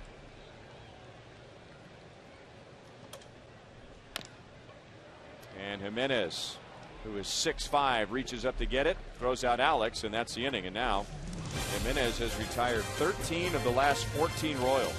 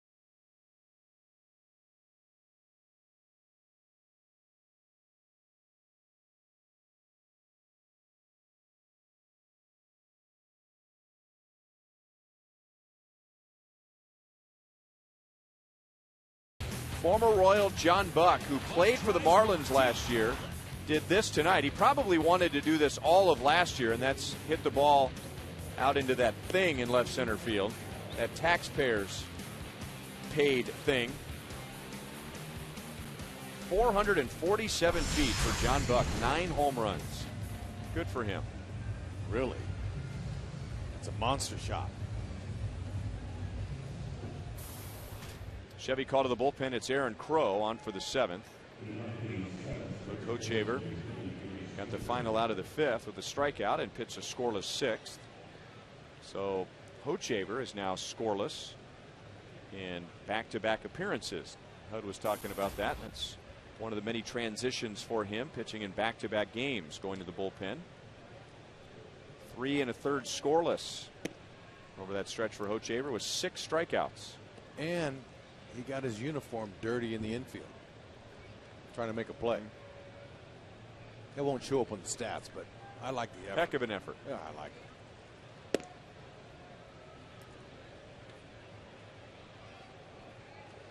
Okay, you know, you talk about Swisher, how he looks up after every pitch. He looks up, and he likes to tell the public that it's for his grandma. And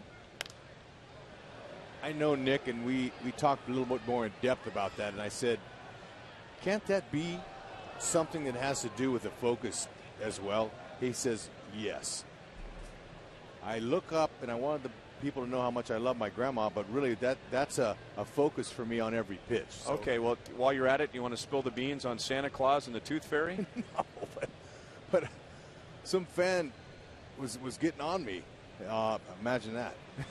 About because I said that he does that to focus as well as, you know, to think of his grandmother, and he goes, no, it's all about his grandma. Oh, okay. But it's nice to be able to. I personally asked him that, and he said it was because of his grandmother. Yeah, no, he tells the media that. But we started talking about focus, and he says that helps him focus on each pitch.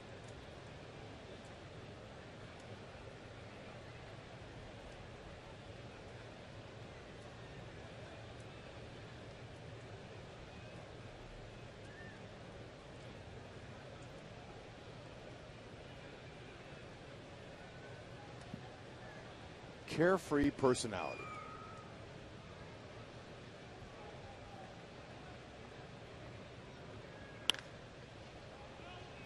Just foul off to the first base side.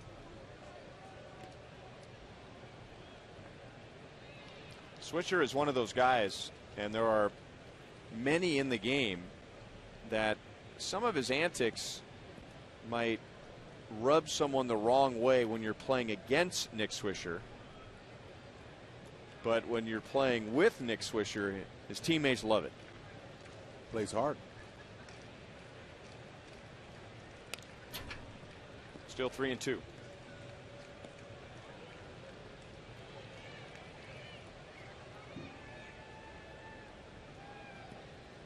Steve Kurtenbach reminding me A.J. Pierzynski would fall into that category. Jose Valverde with the Tigers.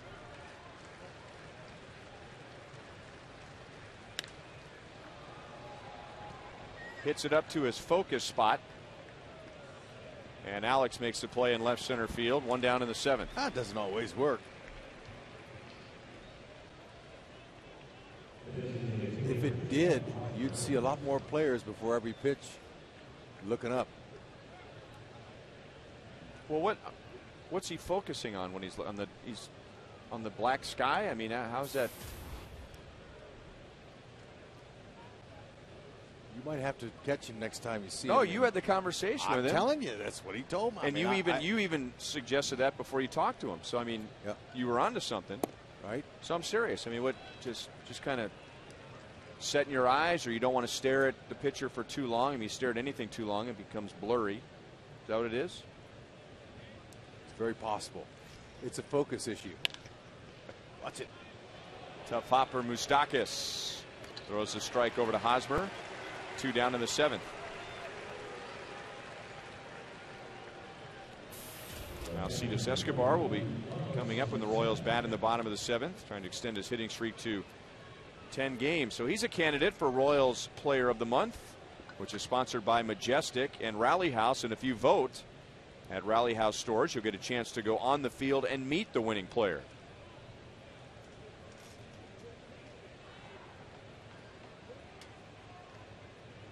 Jim Thome didn't necessarily stare up into the sky, but remember how he would pose with his arm, and that was a way for him to just kind of set himself.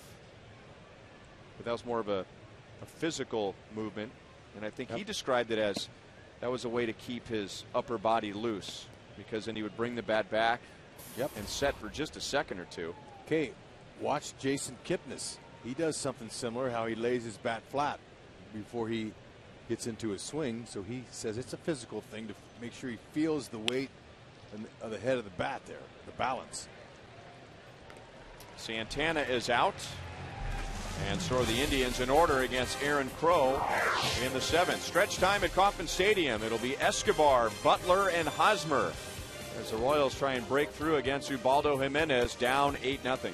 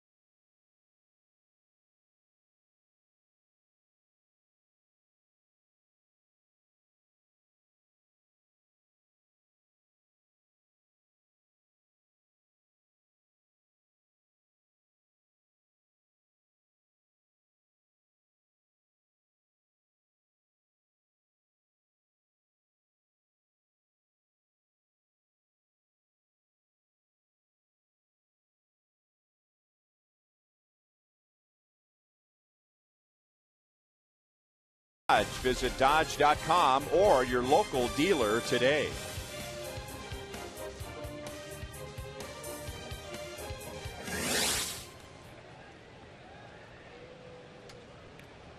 It's getting close to that little guy's bedtime, but he's ready to go. 9:03 Central Time. Turning away from mom, he wants to watch Alcides Escobar hit, and who doesn't? He has hit in 9 straight. Hit his 3rd home run in game 1 of the doubleheader yesterday, and that was his 500th career hit. He's 0 for 2 tonight against Jimenez, but one of his outs was a fly ball to the warning track in center field.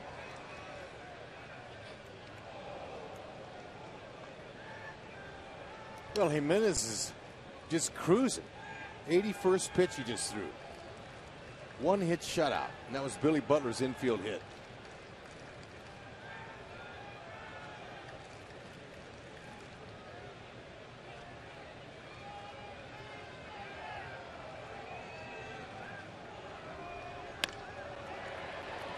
Caught by Kipnis. That's the 2nd time that Escobar has hit it hard, but out. So 6 1/3 innings for Jimenez, allowing just the 1 infield single. He's now retired 8 in a row and 14 of the last 15 Royals.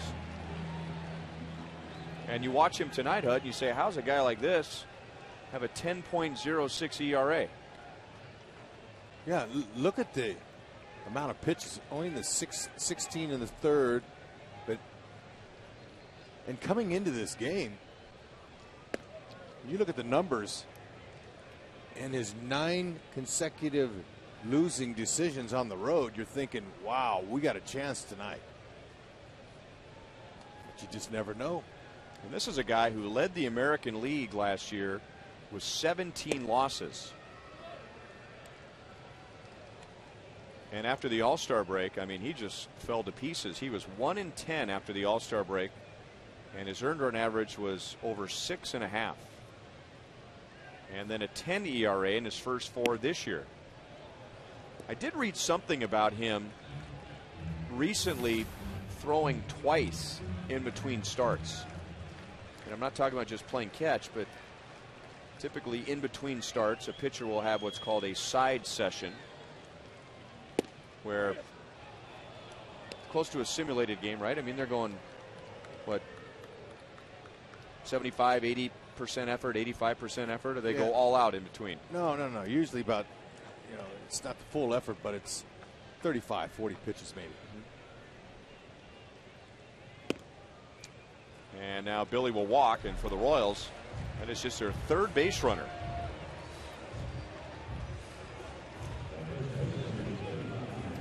Remember to subscribe to MLB.tv. You'll watch every out-of-market game live online in HD.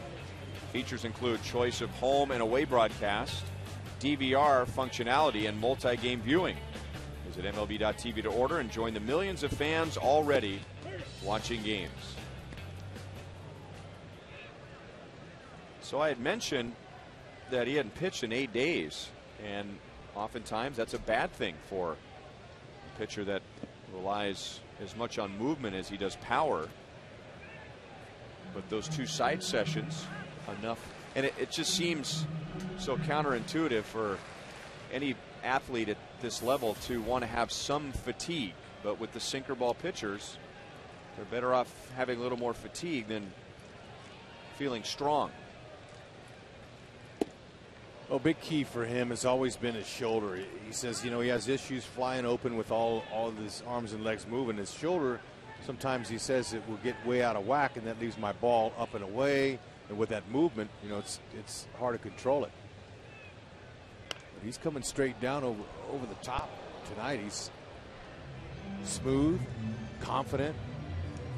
Looks like he's never had any issues.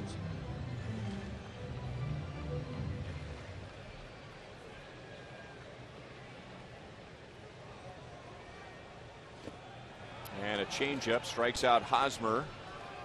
So he's 0 for 3, and that's 4 strikeouts for Jimenez. Okay, you see him gripping that split finger.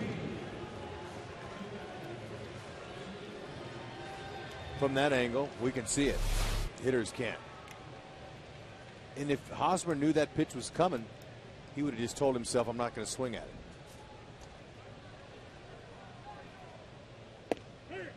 Strike 2, Lorenzo Cain.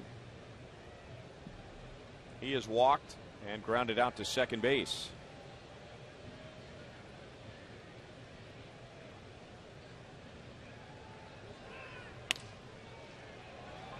Aviles backhands, throws to second for the force on Butler, and that's the inning. 7 shutout innings for Jimenez with fewer than 100 pitches, and the Indians are way out in front, 8-0.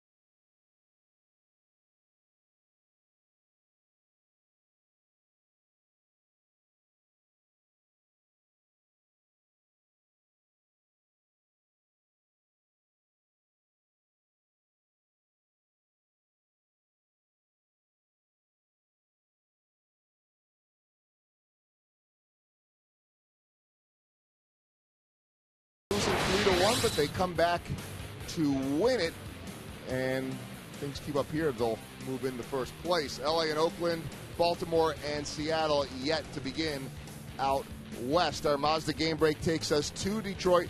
3-1. Mike Pelfrey, Prince Fielder, say goodbye. That's the 6th on the year for Big Prince. That is the difference in the game. 4-3 is the final. 25 RBIs on the season for Prince. Guess that puts him in a tie with John Buck at 25, guys. All right, thanks, Joel. Kelvin Herrera. Ned Yost is finding an opportunity to get some guys some work. Herrera, the Royals down 8-0, will pitch the 8th. Indians scored all 8 against Wade Davis in 4 2/3. Luke Kochaver, an inning and a third scoreless. Crow, a scoreless 7th. And now Herrera, 1-1 against Ryan Rayburn. And Rayburn turned a 5-0 game into an 8-0 game with a 3-run home run in the 5th. His first home run of the year. And he's 3 for 3 tonight. 2 balls and 1 strike.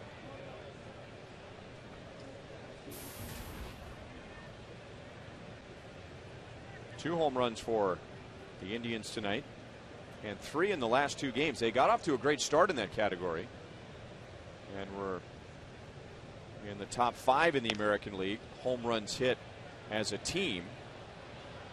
That'll drop foul, but had just 1 home run in their last 5. When Aviles homered last night, Kipnis in the first, and now our forward play of the game, Rayburn in the 5th. Ooh, that was the little brushback that was about head high. He says, I don't care for that too much. And then he got one that was down, but he had a nice little uppercut swing, and he was able to get up underneath it and put it in that wind, and the wind helped him out a little bit there on that one.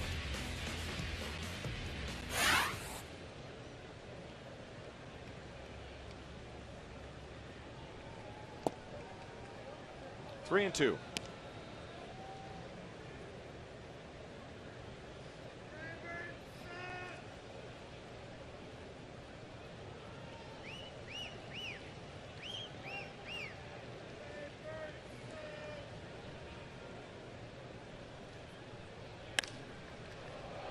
That's hit well to right field. Francoeur was shallow, and that takes him back to the track and into the bullpen for his 2nd home run of the game.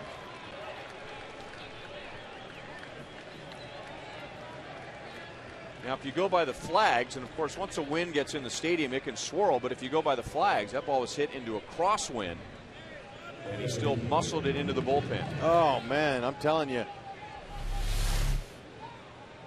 I'm not so sure the wind helped him on that, because he let the ball travel deep towards Salvi's glove and then put his A swing on it and got up underneath it, and it cleared by plenty.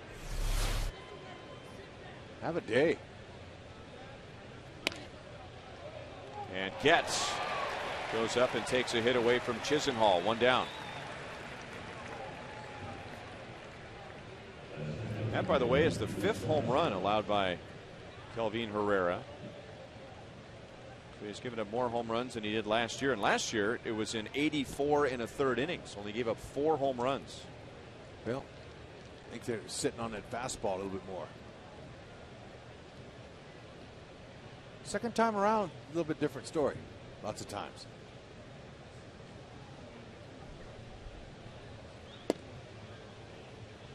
Just found out that for Rayburn, that's the 5th time in his career that he's hit 2 home runs in a game.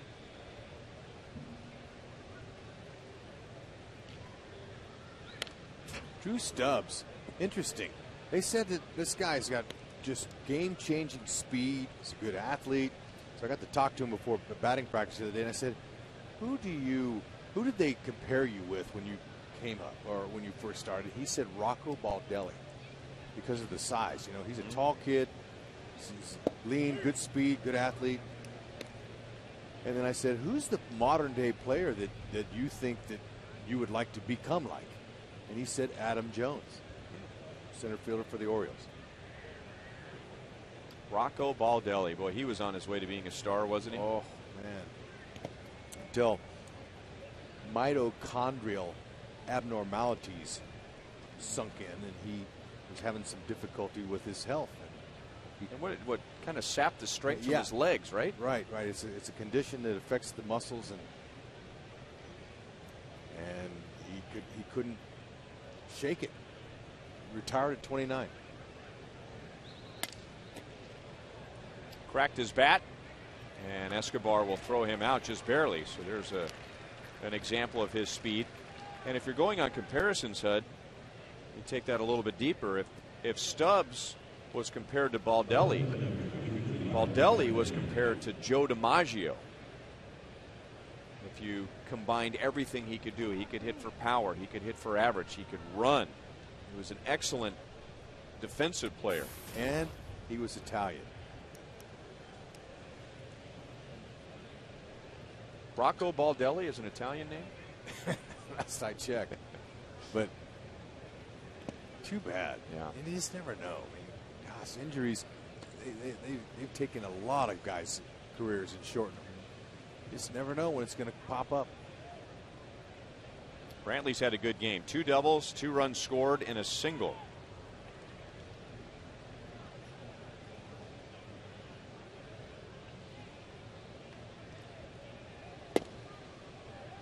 He's had better swings. 1 ball, 1 strike.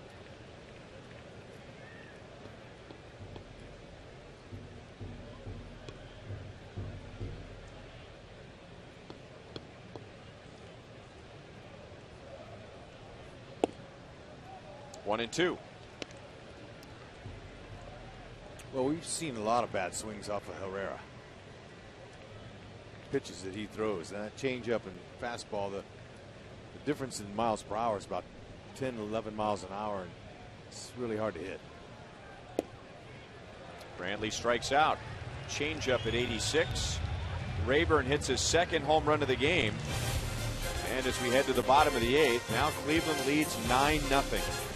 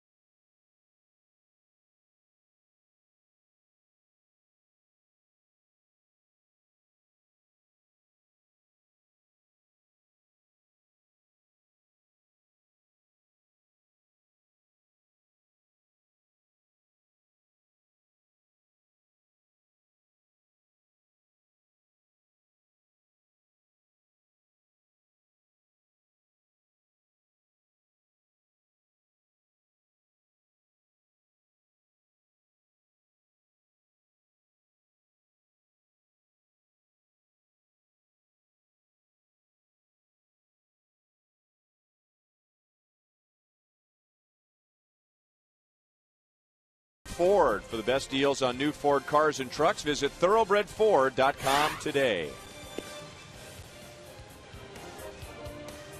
Hill runs 1 hit for the Royals against Ubaldo Jimenez.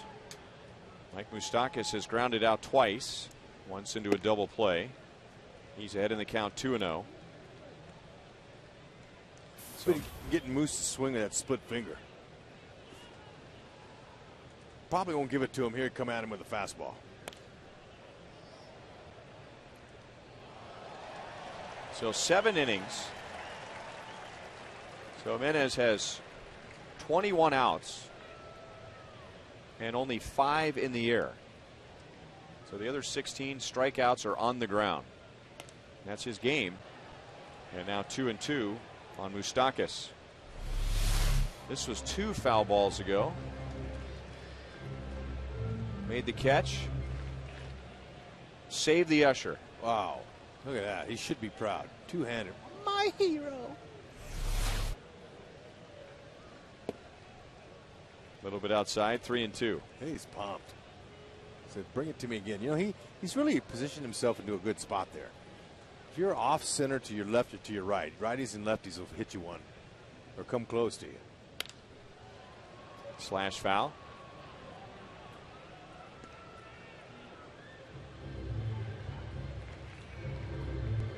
Royals fans, you know, they play baseball around here. They're pretty good at catching balls. You know, we've talked about that before. Some ballparks and some, you know, in different parts of the country and even Canada. Hit well to center, and that sails over Stubbs' head. And Mike Moustakas has a leadoff double. Oh, there's a little Moose glove. Too bad he couldn't got up underneath that one. That's right down the middle saying hit me at 93, and Moose did with a nice short quick swing. Took his hands back just a little, so he loaded up nice. Was short to the ball. And he's off. Away, Moose. It's only the second hit for the Royals tonight. Ball one to Frank Coeur, who is 0 for 2.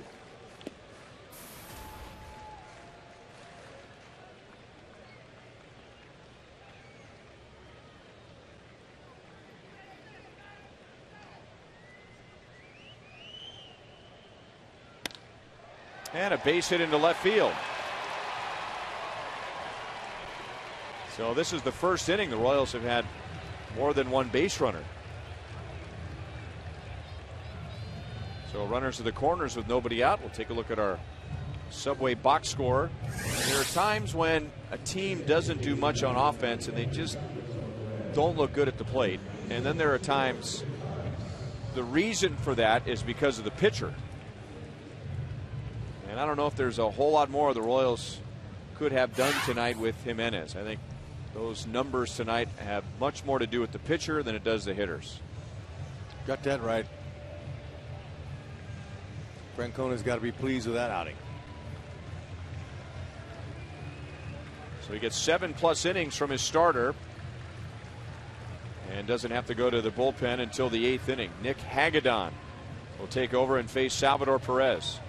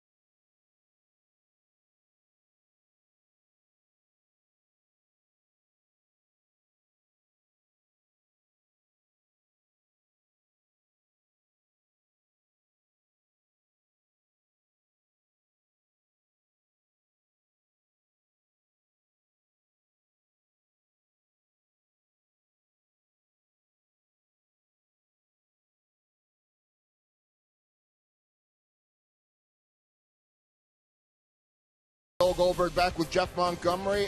Following the game, we will break it down for you on Boulevard Royals Live. Rough night for Wade Davis, rough night for Royals hitters. We'll have analysis, reaction from Ned Yost, Nate Bukaty in the clubhouse, and more coming up on Boulevard Royals Live. Ryan, out of curiosity, and maybe this is what got the Royals the second hit, I was looking to see the last time the Royals had one or few hits in a game. It was May 2008, an evening in Boston. I think you remember it. John Lester, Yes, correct? sir. Yep. Nick Hagedorn. And the Royals will counter with a move. George Kataris.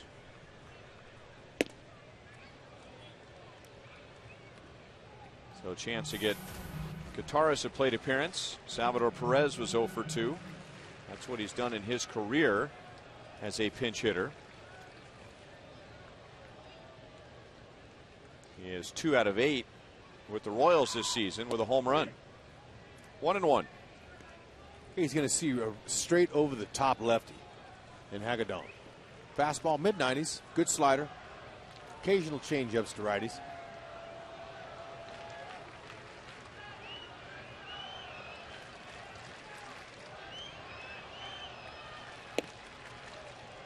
One and two. There's a good conversation at first base with Swisher and Frenchie there.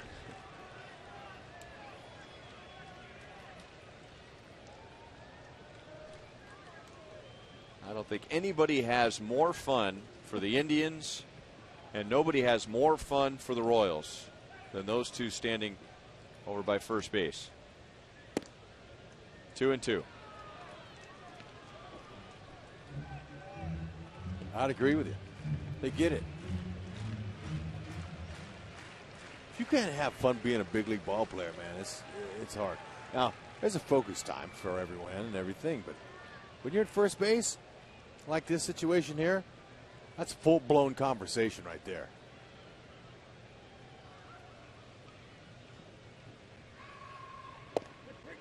Over the corner, and Kataris knew it. He strikes out. And now Ned's going to go to the bench again and bring Elliott Johnson to the plate. Yeah, 9-0. Going to get some guys some at-bats.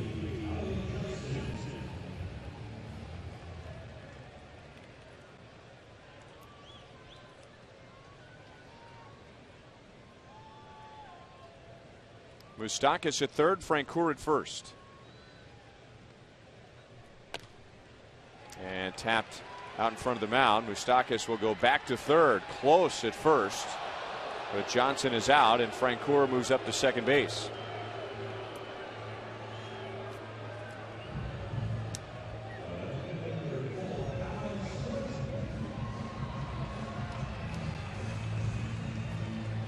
Moose thought about coming home on that, but he decided, I don't think so.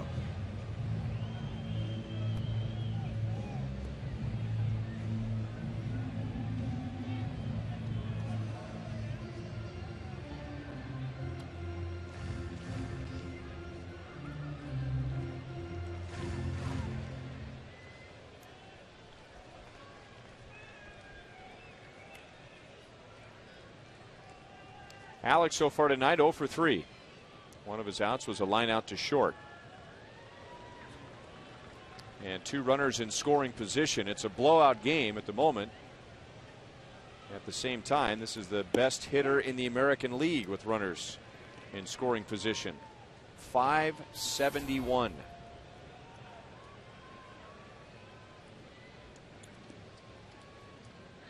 You can almost envision him stroking a clean single to left field, left center field. He's got a nice approach. He's opened up. He's off the plate. Front foot open a little. They want to try to come inside. And it drifted out over, and he likes him there.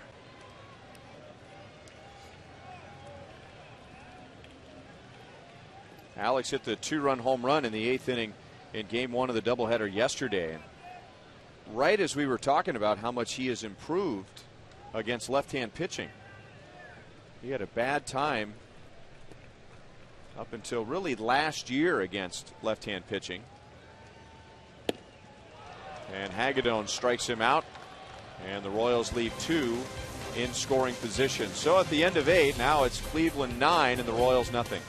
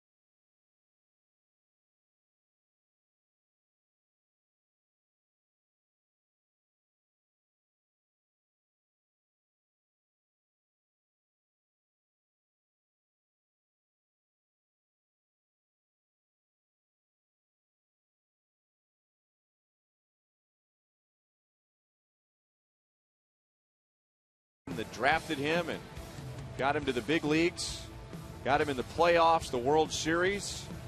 He'll start game 1 with the Tampa Bay Rays tomorrow. 7:10 first pitch. Can't make it out to the ballpark. Hy-Vee Royals Live begins at 6:30, and you got a chance to talk to James Shields today, and we'll be hearing that interview tomorrow.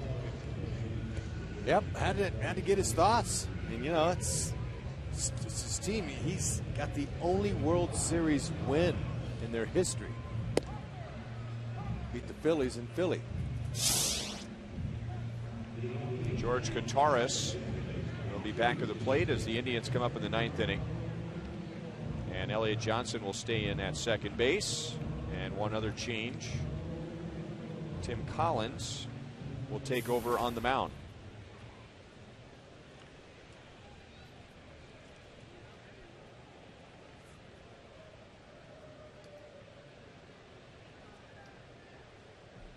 So there's that setup you were talking about earlier with Kipnis, how he holds the bat flat. Yeah. Let's watch him now. He's up. We'll see him. He does it every time.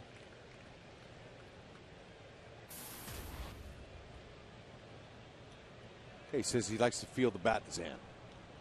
Feel the weight. The balance. Every guy has their own little thing. Some are more obvious than others. Where they stand in the batter's box. Some guys are, if you're a 1 inch away from your toe hole, it feels totally strange. You're like, oh man, oh no, I got to regroup, I got to reload. It's amazing. Creatures of habit. Routines. On a game that's played every single day. 4 at-bats a game. Most guys, as starters.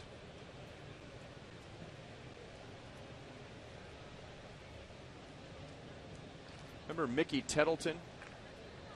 I do remember He used to he stood straight up, but he used to kind of hold the bat. He did. Back like that. I remember Mickey. Up the left field line. Alex over the line and makes a play on Kipnis. Here's a preview of some of that Rex Hudler James Shields interview you can see tomorrow on Hy-Vee Royals Live. This is about facing his former I team. got some really good friends over there. I'm sure I'll go hang out with them for a little bit. But as far as game time goes, it's I feel like I'm a warrior out there, and I'm gonna go try to beat them up. Well, there you go. He said warrior and try and beat him up, and what we've seen from James Shields since joining the Royals, a way to describe him that keeps popping into my head. I mean, he's a fighter out there. I mean, some guys have difficulty channeling that kind of passion and energy and fire, but he's able to use it to his advantage. Yeah, and he's going to be facing some of his friends. And they're friends off the field, but of course they're not on. And, I asked him too, hey, look, I faced a lot of my buddies, my friends that were on the mound. And there was some times that I might do a little gesture or something that would make him laugh or crack him up a little bit. And some it worked and some didn't. And I would tell myself, oh, okay. All right, it's game on then. Let's go. And other guys that would smile or step off the back of the mound and kind of regroup, I like that. I was like, all right, I got to him. But James said he'll have his scowl.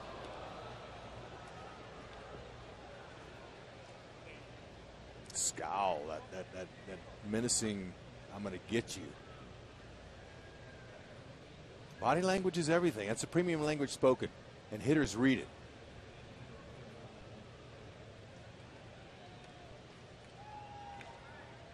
Like, you guys talk about Kevin Napier a lot. I'll never forget facing Kevin Napier for the first time here at Kauffman Stadium. And that dude was breathing fire. There was snot coming out of his nose. He had spit flying everywhere. And I'm like, oh, okay. I'm going to be a little bit gingerly getting into that batter's box because he breathed heavy. I couldn't believe it. Mike Aviles grounds out to Johnson, 2 down. Napier he was an animal. Oh, but see, guys like Apier, Jake Peavy is another one where I think for most pitchers, if they were to react like that on the mound, the pitching coach or the manager would be like, whoa, calm down, hey, But then there are guys like Apier and Peavy and James Shields. I mean, they use that fire to their advantage. And it's as you just described, it can be intimidating to a hitter. It was. Because he threw hard and he had movement on his pitches too. Nick Swisher is 1 for 4.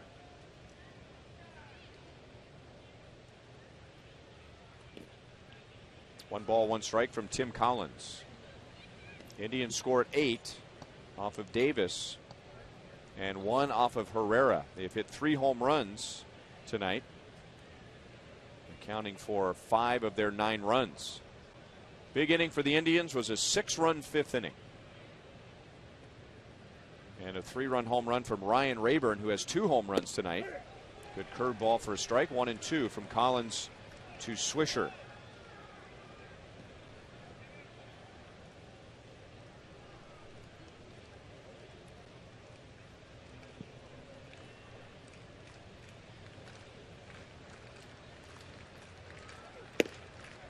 Just missed. 2 and 2. So the Royals continue their homestand tomorrow with the Rays, 3 with Tampa Bay, and the next weekend 3 with Chicago. And it has been a long road trip for the Indians. Not much unlike the Royals' last road trip. A couple postponements, and they're heading home for a 10-game homestand. You know, the Royals, they've lost a couple of games to weather. They've had 3 postponements altogether, and they've made up 2 already. The Indians have lost 4 games to weather already, including 2 on this trip. And on their next road trip, there's an off day in Philadelphia. They're going to go home in the middle of their road trip to play a doubleheader against the Yankees and go back out on the road again. Back to Collins. So Swisher is an easy out, and Collins gets the Indians in order in the top of the 9th.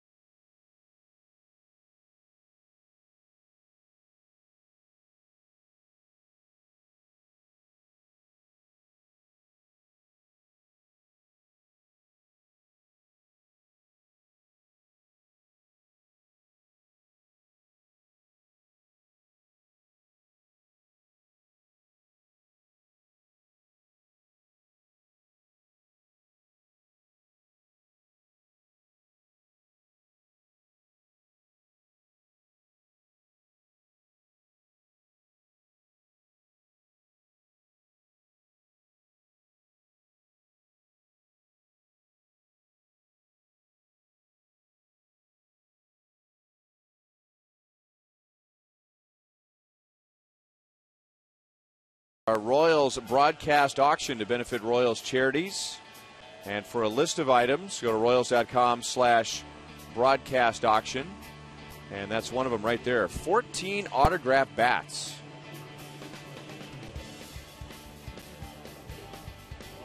It's going to be a lot of fun, as it is every year. It's our 4th annual Royals broadcast auction. Get a chance to watch the game, and we'll have several appearances from rivals out in right field with updates on the bidding. So Wade, there's some pitchers' bats in there. I saw Wade Davis. I saw James Shields that had a bat in there. Okay. Look at there. All the starters in there. Field of Dreams. The lineup of bats. The broadcast experience. You know, we could bring people up here. They get to see the radio side. You get to hang with the Hall of Famer, Denny Matthews, and we're going to show you. You can even go into the truck outside the ballpark out there and see how they do it, call replays, and You know, it truly is a broadcasting experience. If you have a young person that's interested in broadcasting in their future, or journalism, or any type of television work, it'd be something they would love. So, you know, we take it for granted because we see it all the time, but going out there to that truck, they've got 10 guys, 15 guys in that truck, and it's a real small area, but they got all these TV screens and all these electrical wires and stuff and the components, and these guys that are brilliant that are inside there running it. Air conditioned, it's cool in there to keep all of those electronics working and operating. That's a heck of a sales pitch. That's the truth. That puts an end to Alcides Escobar's 9-game hitting streak as Cody Allen throws him out. How about dinner with George Brett? On location. Yeah. In years past, it's always been here at the ballpark in a suite, but this time you're going to go out in the town. Ooh.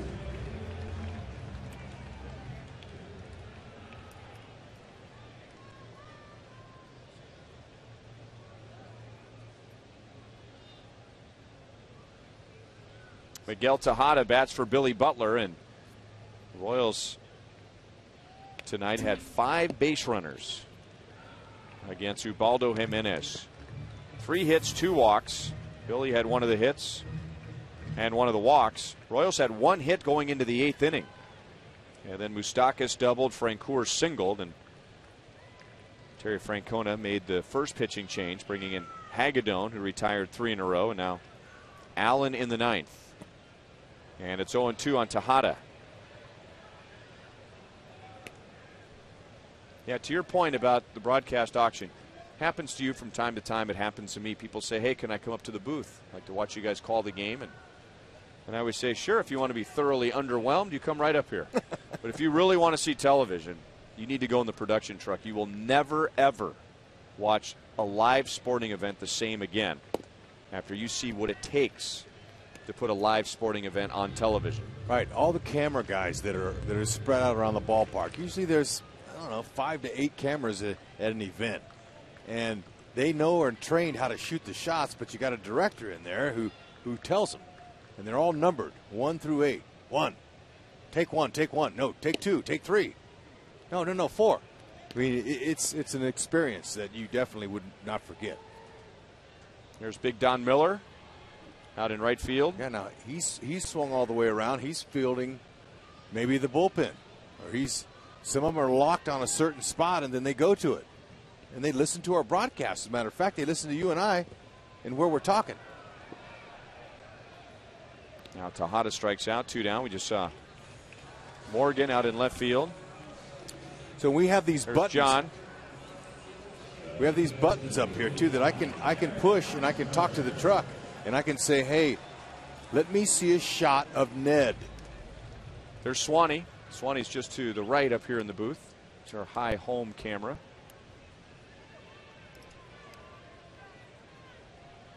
Okay, instead of pushing the talkback button that they hear me in the truck, I'm going to say it out loud. Could you please show me Ned? Bam. Look at that. Yep, so we have a box here, as Hud said. It's talkback, so we can talk to the guys in the truck. You don't hear it over the air, but if we're thinking ahead, maybe we want to tell a story about Rusty Kuntz. Right. So we let them know ahead of time. Hey, can you give me a shot of Rusty? How about Terry Francona, please? I got something I want to talk about him. Got Terry Francona, please. Okay, they give you the best shot available that they have.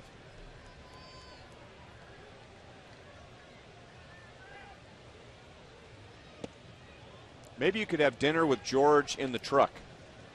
Could we combine those two? No food or drinks allowed in the truck. Oh, okay. Okay. Yeah, because if you spill, then it's big problems for their electronics in there.